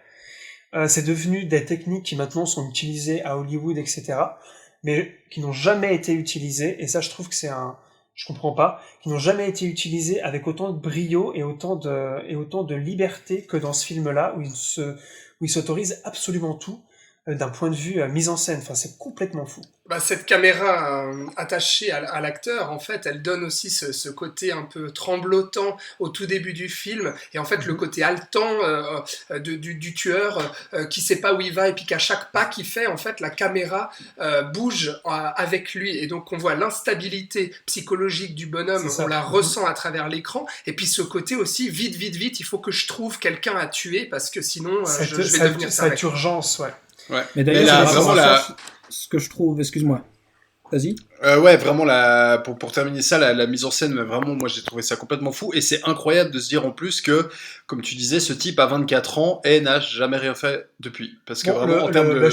Le chef opérateur est un chef opérateur polonais qui avait fait beaucoup de courts-métrages avant, et c'est lui principalement qui a expérimenté toutes ces techniques. Voilà, donc lui avait un peu de bagage avant, mais pas au point de faire un long-métrage aussi fou. Mais par rapport à ça, ce que je trouve assez fort, c'est que même au-delà des techniques qu'on a peu l'habitude de voir et qui sont assez impressionnantes, il y a des tout petits trucs aussi qui travaillent cet aspect d'instabilité, c'est-à-dire que même quand il fait un bête travelling qui suit le personnage qui marche dans la rue, là aussi il est tordu, enfin on est en plongée, ça tremblote, alors qu'on peut imaginer qu'ils peuvent quand même avoir des rails pour avoir un mouvement minimum fluide, mais il y a vraiment pas un seul plan qui est pas effectivement tremblotant, malaisant, et donc on nous laisse aucun répit tout du long. Aucun répit, ouais. Heureusement, le film dure 1h18. Ouais. Avec un prologue, il existe un prologue de 8 minutes qui avait été fait à la demande d'un des distributeurs américains. Donc si vous voulez voir le film complet, il fait 1h25, un truc comme ça. Mais oui, c'est court, et heureusement. Et d'ailleurs, au niveau du rythme, c'est un film court, tout se passe sur 24 heures environ. Et aussi au niveau du rythme, je trouve que c'est très bien fait, parce que c'est un film qui, bizarrement, prend son temps, alors qu'il est très court.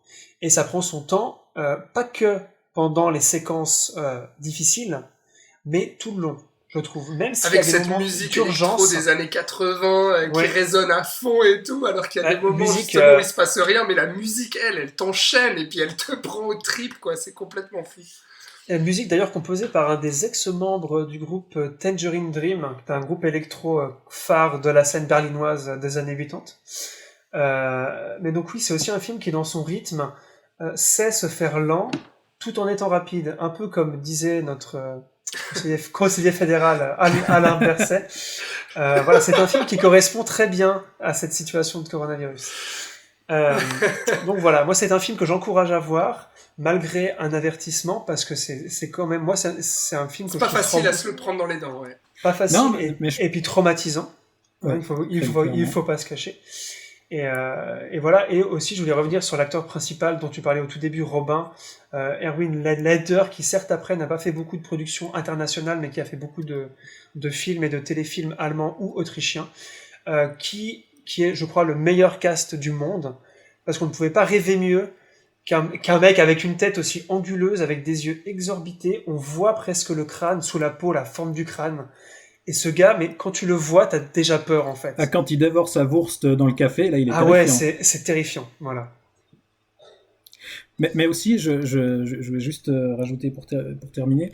Enfin voilà, ce que je trouve qui est intéressant dans ce film, c'est son point de vue aussi, puisque c'est le sujet de cette émission, sur le genre du home invasion, parce que ça propose, comme tu le disais, exceptionnellement un home invasion où on adopte le point de vue de l'intrus, ce qui est assez rare finalement, et où finalement l'aspect pénétration de la maison n'a pas beaucoup d'intérêt, dans le sens où il se fait en 30 secondes, c'est-à-dire qu'il pète une vitre, il est dans la maison.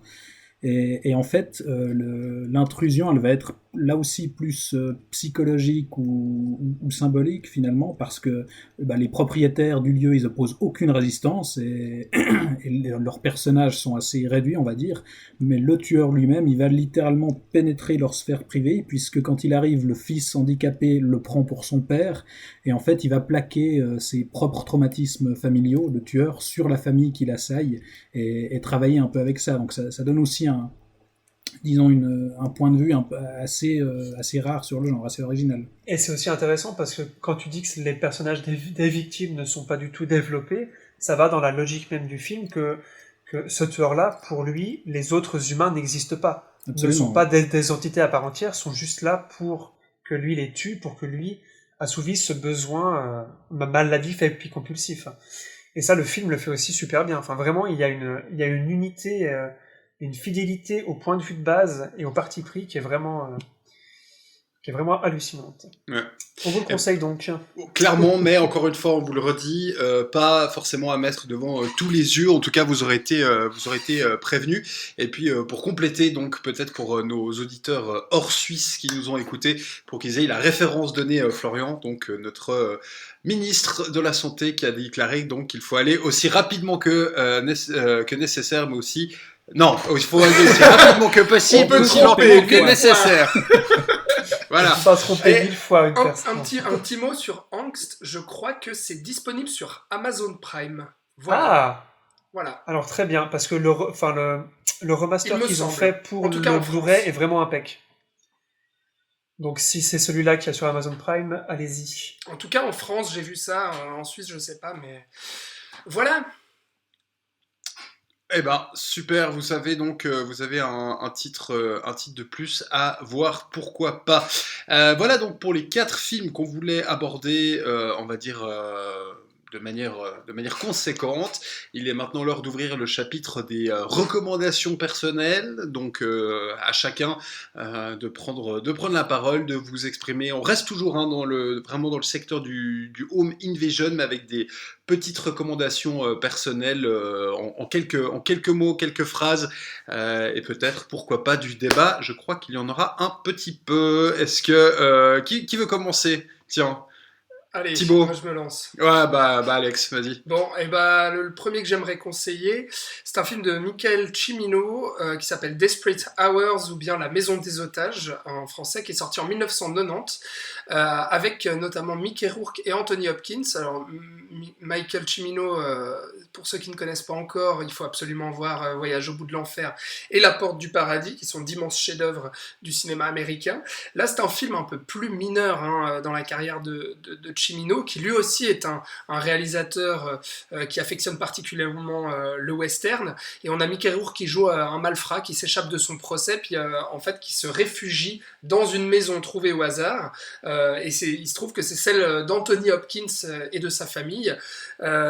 Je le disais, c'est plutôt mineur dans la carrière de Cimino, mais ça reste un film terriblement efficace, avec une très belle tension, une superbe gestion du huis clos aussi, et puis l'angoisse propre au home invasion avec ce malfrat et puis ses acolytes qui vont justement prendre en otage cette famille dans la maison. Et puis mine de rien, Cimino il arrive quand même à dire un peu quelque chose sur l'Amérique au-delà de ce divertissement et sur l'Amérique et son sens de la justice sa conception des lois, et puis sur les mensonges et les non-dits, et finalement je trouve que ça se recoupait assez bien avec Straw Dogs en fait. J'y trouvais quelques similitudes. Donc voilà pour celui-ci. Et puis le deuxième film que je voulais conseiller, c'est un film français qui s'appelle Haute Tension, qui est réalisé en 2003 par Alexandre Aja, qui est le réalisateur du remake de La Colline à des yeux notamment, ou plus récemment du film de crocodile Crawl. Et puis Piranha 3D quand même. Et Piranha 3D, pardon, aussi. Oui, c'est vrai. Bon, La Colline à des yeux, c'était super, donc Haute Tension aussi. Bah, Haute Tension, c'est absolument incroyable. Vraiment, moi j'ai pris une grosse claque, j'avais jamais vu le film, je l'ai découvert assez récemment pour cette émission notamment. Et en fait, il raconte le parcours de deux étudiantes qui sont incarnées par Cécile de France et Maïwenn, qui se réfugient dans la maison de campagne des parents de Maïwenn pour réviser. Et puis là, il y a un tueur sanguinaire qui débarque pour buter tout le monde dans la maison. Philippe Naon. J'allais le dire, ce tueur, c'est Philippe Naon, qui est le boucher dans Seul contre tous de Gaspard Noé, qui est absolument terrifiant.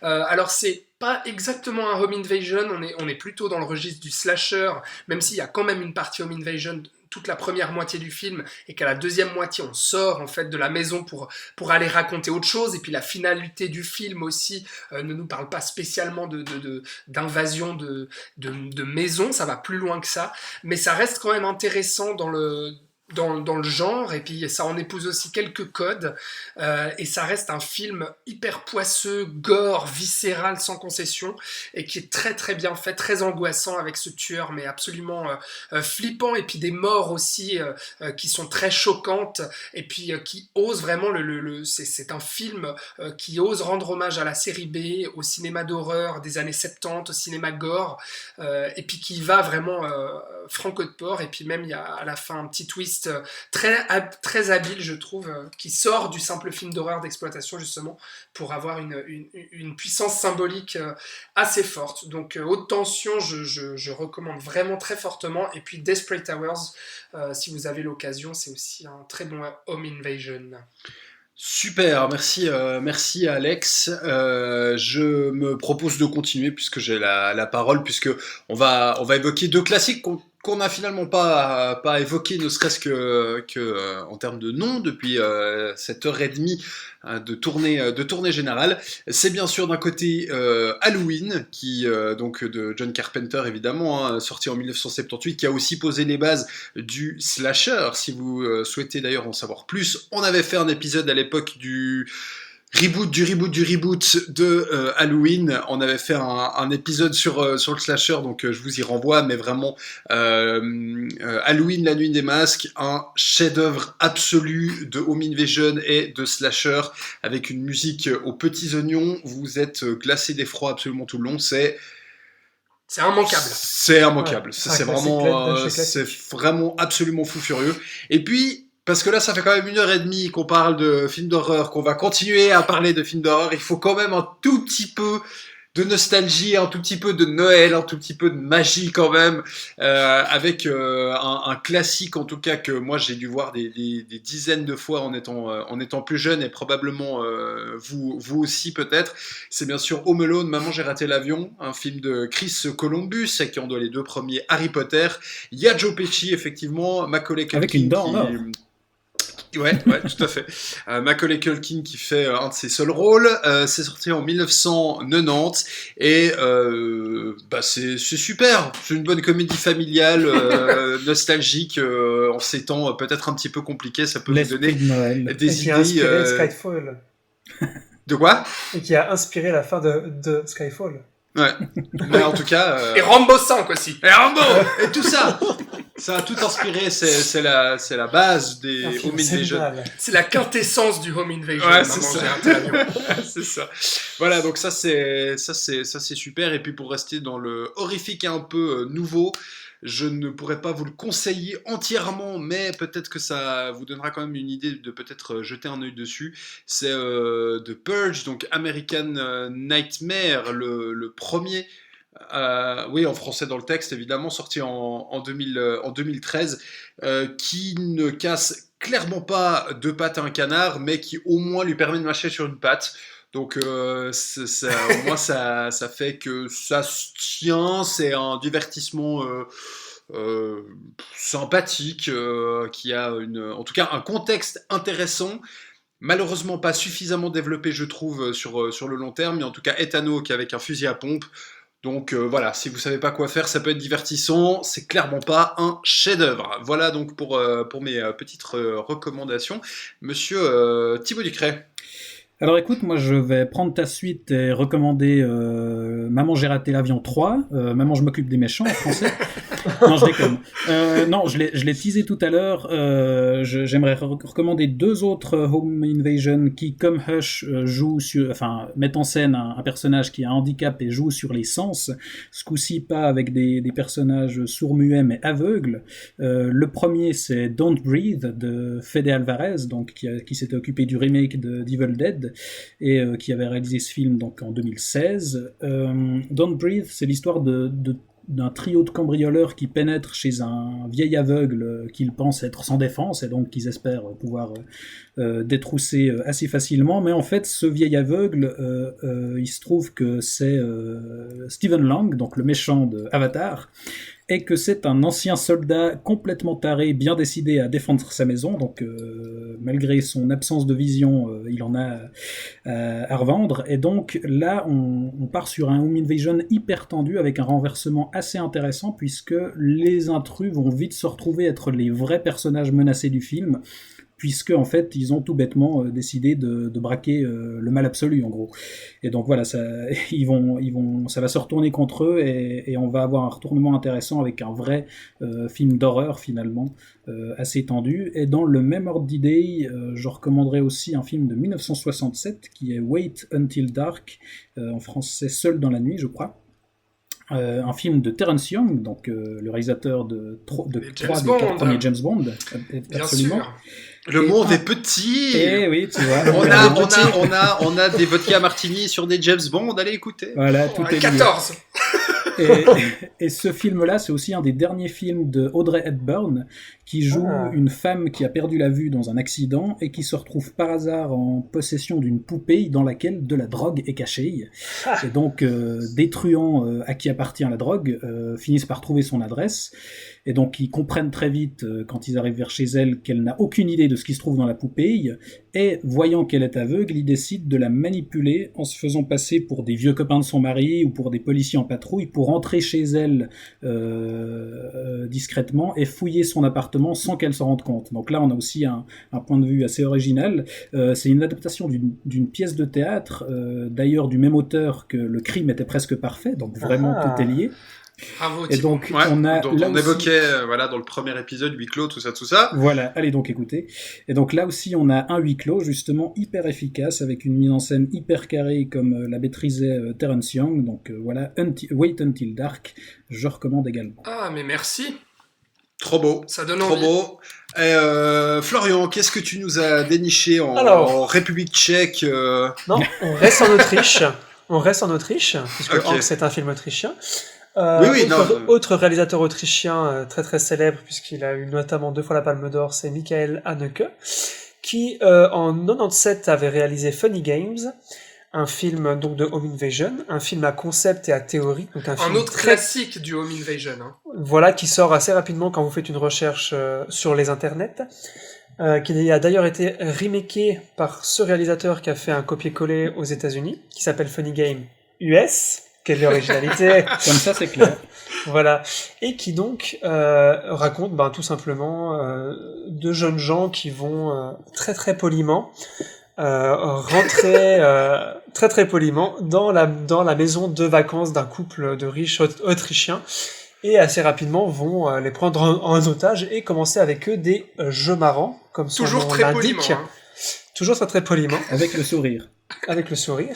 Et donc là, donc je le conseille et je le conseille pas en même temps parce que je trouve que c'est un film qui est trop conscient de ce qu'il veut dire, comme beaucoup de films de Michael Haneke, qui regarde un peu de haut son spectateur en voulant lui montrer à quel point, en tant que spectateur, on est consommateur de violence graphique au cinéma.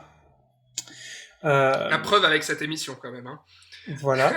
Et donc voilà, c'est un film à voir qui est très dérangeant pour ça, mais qui des fois a un point de vue assez pédant, je trouve.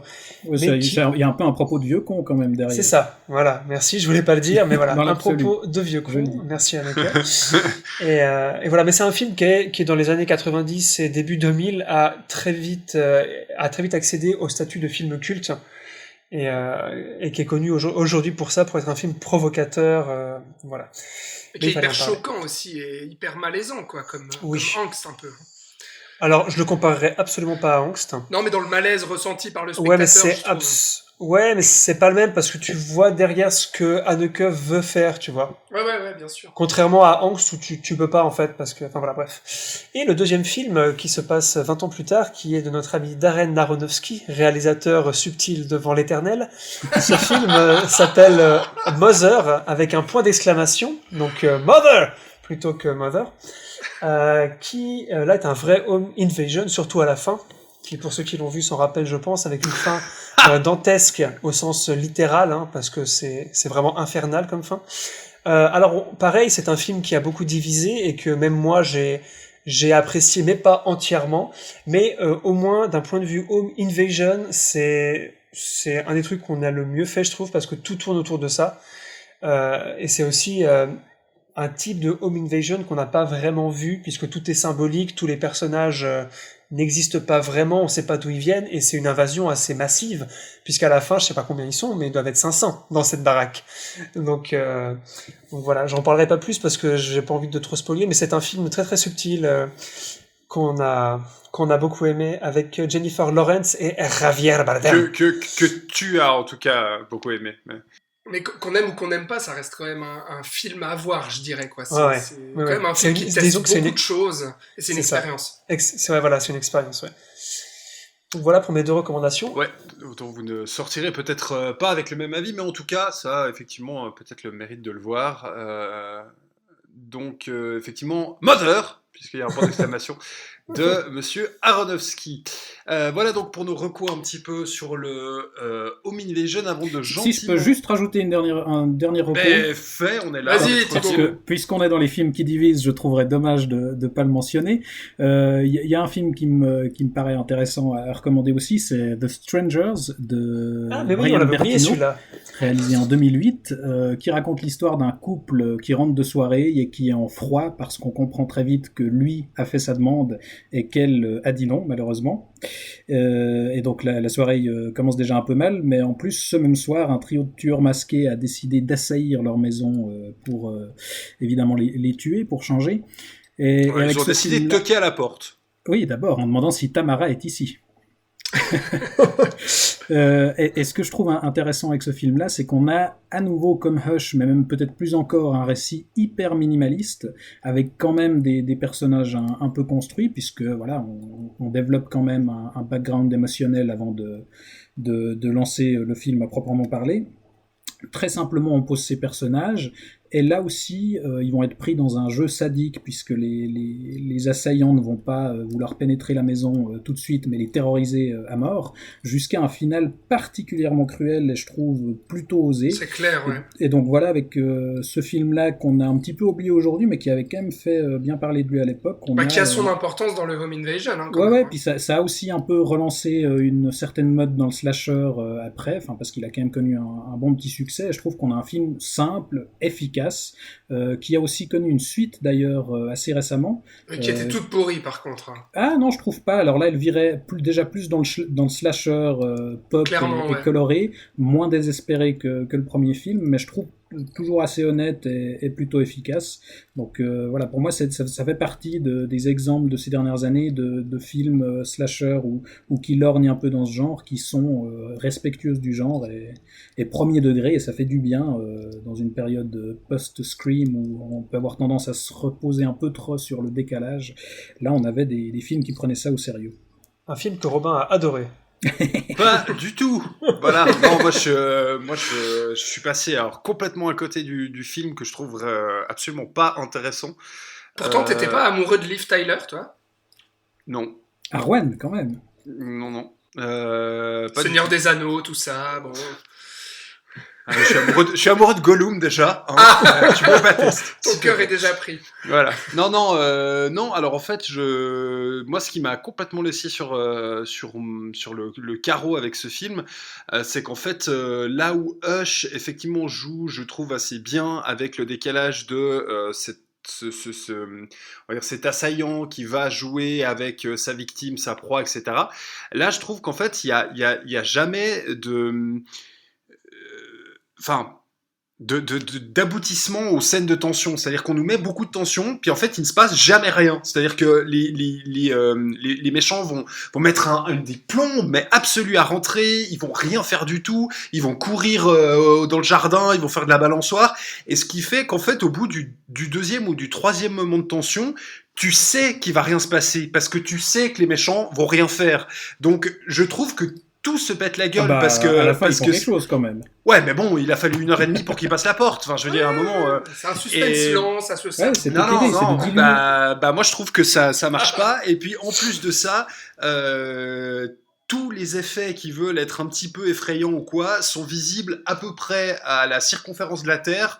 C'est-à-dire que tu sais exactement à quel moment telle personne va sortir de où. Moi je m'amusais à noter, bon bah ok, là elle rentre dans cette pièce, c'est clair qu'elle ressort, le type il va arriver de la droite.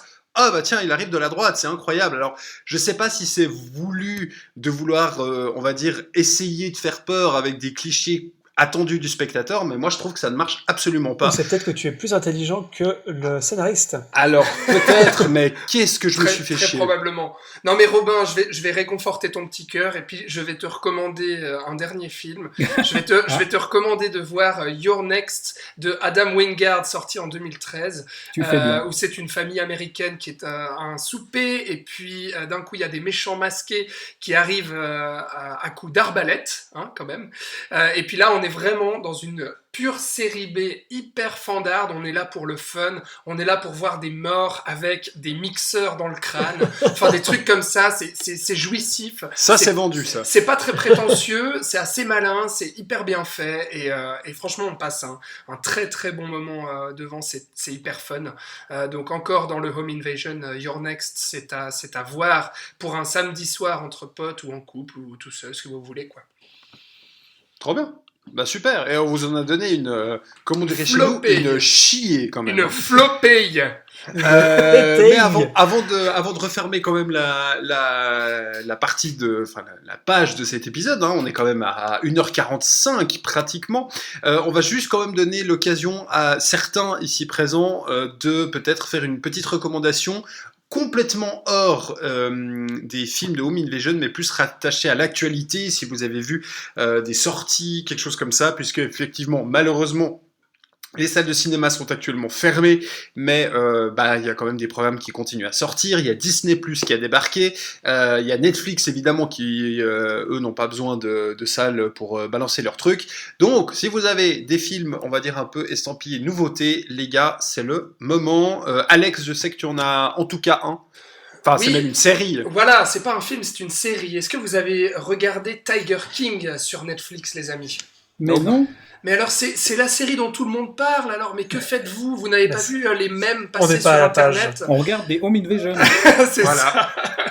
Ou alors des bonnes séries. Vous avez sûrement... Non, mais c'est une très bonne série. C'est une mini-série documentaire en 7 épisodes de 45 minutes. Ça s'appelle donc Tiger King ou bien Au Royaume des Fauves en français. Vous avez sûrement vu des mèmes passer de ce beauf redneck américain avec des piercings et des tatouages partout, un mulet peroxydé et puis une moustache en guidon.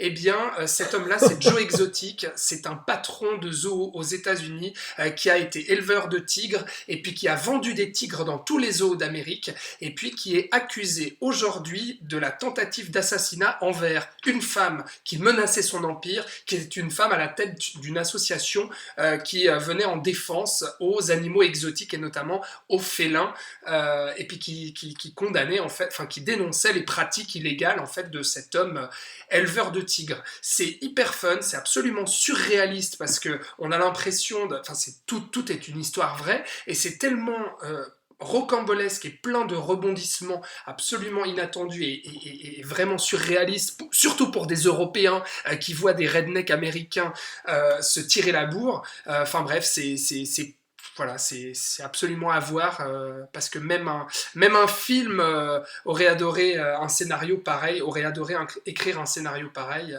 Donc juste pour ça, ça vaut le coup. Et puis surtout que la série est assez nuancée aussi. Il n'y a pas de gentils ou de méchants, c'est tous des pourris. On est dans un vrai Scorsese. Voilà. C'est beau, sauf qu'il y a des tigres. Ouais. Est-ce que quelqu'un d'autre a quelque chose? C'est bon, bravo. C'est bon. Alors, je vais enchaîner puisque j'ai la parole. Je vais vous parler d'un documentaire qui est sorti sur Arte le 12 avril, donc il y a seulement quelques jours, qui s'intitule Kubrick par Kubrick, donc qui, comme son nom l'indique, est un documentaire sur Kubrick. En fait, c'est un documentaire français réalisé par Grégory Monroe, qui est un nom pas très français, mais c'est pas grave. Qui se propose en fait de reprendre les enregistrements que Michel Simon, donc grand critique cinématographique qui a notamment fondé la revue Positif et qui a surtout été un des rares journalistes à avoir pu interviewer Kubrick pendant une période de 10 ans. Donc ce qui est assez rare parce que Kubrick était connu pour être quelqu'un d'assez discret et assez taiseux, enfin qui donnait donc très peu d'entrevues. Michel Simon avait déjà sorti un livre où il regroupait toutes ces interviews qui s'appelait simplement Kubrick.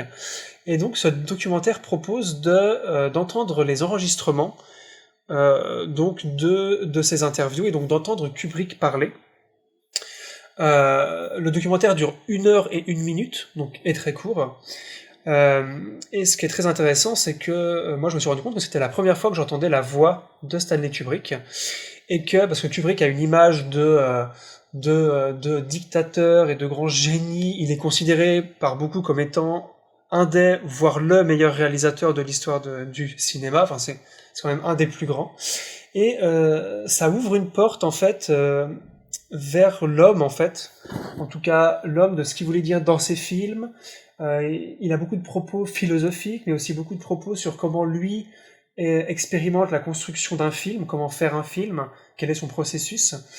Et le documentaire est visuellement aussi intéressant puisqu'il a recréé la pièce 18e siècle qu'on voit à la fin de 2001, avec plusieurs artefacts de tous les films de Kubrick, et la caméra passe un peu lentement sur tous ces trucs, et je trouve que visuellement il y a un parti pris assez intéressant. Et comme si la voix de Kubrick en tant que telle n'était pas suffisante en fait. Donc je trouve que c'est un documentaire assez complet, qui est donc disponible sur arte.tv gratuitement, hein, il n'est pas en VOD, vous pouvez le voir comme ça, et sur leur chaîne YouTube aussi. Donc voilà, je conseille pour ceux qui connaissent déjà, Ouais, ça vaut le coup. et ceux qui voudraient connaître mieux ce réalisateur incontournable. C'est clair. Puis en plus, c'est gratuit et que ça dure du coup 1 heure. Il n'y a pas de c'est raison français, monsieur. de se priver, effectivement. Et en plus,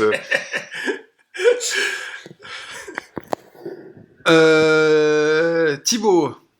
Oui, moi, malheureusement, dans les quelques trucs de l'actu que j'ai pu voir ces derniers temps, j'ai rien vu de très notable. Donc, je vais de nouveau aller piocher dans les vieilleries qui sortent ces temps sur les plateformes. Et je vais parler de Happy Feet 1 et 2 qui sont disponibles sur Netflix depuis le 15 avril. Et ça me paraissait être une bonne occasion de donner une nouvelle chance à ces films qui se sont malheureusement plantés en salle, surtout le deuxième, et qui ne le méritaient absolument pas, parce que non, malgré ce que beaucoup de gens croient encore aujourd'hui, c'est pas juste des petits films pour gamins avec des pingouins qui chantent. C'est fait par le mec de Mad Max. C'est ça, c'est réalisé par George Miller, donc le créateur des Mad Max, mais aussi de Babe. Et comme Babe, on a, au-delà du joli film pour enfants, un vrai récit mythologique qui travaille sur la structure du voyage du héros et qui aborde des thématiques bien plus adultes que ce qu'on pourrait croire, parce que sous l'air de son air de petit film d'animation tout mignon, eh ben on est en fait très proche d'un Fury Road finalement dans ce que ça raconte, ces deux films, parce que avec ces pingouins, on parle de croyances, de religion, de communauté, de rapport entre les peuples, de l'infiniment grand et de l'infiniment petit, le tout enrobé dans une comédie musicale absolument dingue, avec des reprises de tubes rock, de pop, même du classique, et où George Miller profite de toutes les possibilités de la caméra virtuelle. Mais alors là, les expérimentations de David Fincher à côté, c'est rien rien du tout. Voilà, il y a des choses vraiment impressionnantes, et en bref, c'est absolument tout ce qu'il faut en ce moment, je crois, parce que voilà, si vous avez jamais vu ces films et que vous voulez un bel appel à la solidarité, eh ben, Happy Feet 1 et 2, c'est idéal. Et dans Happy Feet 2, il y a même Matt Damon et Brad Pitt qui font les voix de Matt petites Damon. crevettes. Absolument, de Krill, De précisément. Krill. Matt Damon. Et c'est Voilà. génial. Je plus Trop sois bien. Thibaut. Il faut voir Happy Feet 1 et 2. Formidable. Super. Vous en avez là. Il y a des trucs à voir dans tous les sens. Je vous rappelle quand même les films dont on a parlé. Dans les 4 choix donc on avait sur le Home Invasion, il y avait donc Panic Room de David Fincher, il y avait Hush ou Pas un bruit de Mike Flanagan, Straw Dogs ou Les chiens de paille de Sam Peckinpah, et finalement Angst ou Schizophrénia de Gerald Cargill. Je vais avoir de la peine jusqu'au bout après Non mais annoncer c'est son bien, famille. franchement tu t'en sors pas Pas mal. mal, pas Hein. mal. Voilà, c'est autrichien en plus. Il faut le coup. Il faut le coup. Voilà donc pour tout ce qu'on avait à dire. Vous avez plein de films à voir. En tout cas, c'était l'occasion pour nous aussi de vous proposer un rendez-vous aussi dans cette période compliquée qu'on espère qu'elle se passe le mieux possible pour vous. En tout cas, courage à vous et à toute votre famille. Nous, en tout cas, ça a fait plaisir de pouvoir se retrouver, même si c'était à distance par des réseaux internet et par caméra, pour discuter un petit peu donc de ces Home Invasion. Et on va se retrouver très très vite, évidemment, pour une nouvelle tournée générale. Merci à toi, Florian, d'avoir franchi virtuellement la porte du saloon. Avec plaisir. Merci à toi, Thibaut, également. Mais avec plaisir, merci à toi, Robin. Et puis merci Alex.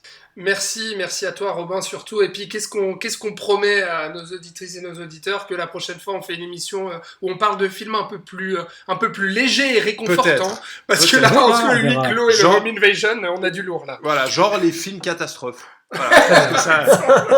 Les films de fin du monde. Voilà. C'est ça. Non, on reviendra avec quelque chose de quand même d'un peu plus joyeux et puis d'un peu plus voilà. Donc n'hésitez pas, dites-nous évidemment en commentaire si vous avez déjà vu ces films, si vous les appréciez, s'il y a d'autres Home Invasion que vous connaissez et que vous appréciez. On serait en tout cas très heureux de pouvoir continuer la discussion et le débat avec vous. Vous savez que vous pouvez évidemment retrouver tous nos épisodes en podcast sur les différentes plateformes, Spotify, Apple Podcast, SoundCloud, YouTube, etc. Et etc. abonnez-vous surtout.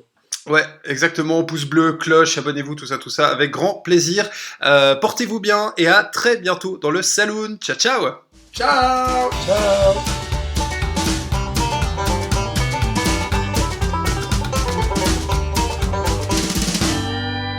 Je demande pas si on coupe, parce qu'après je finis dans la fin. Ah, comme ça, tu sauras que c'est là, voilà.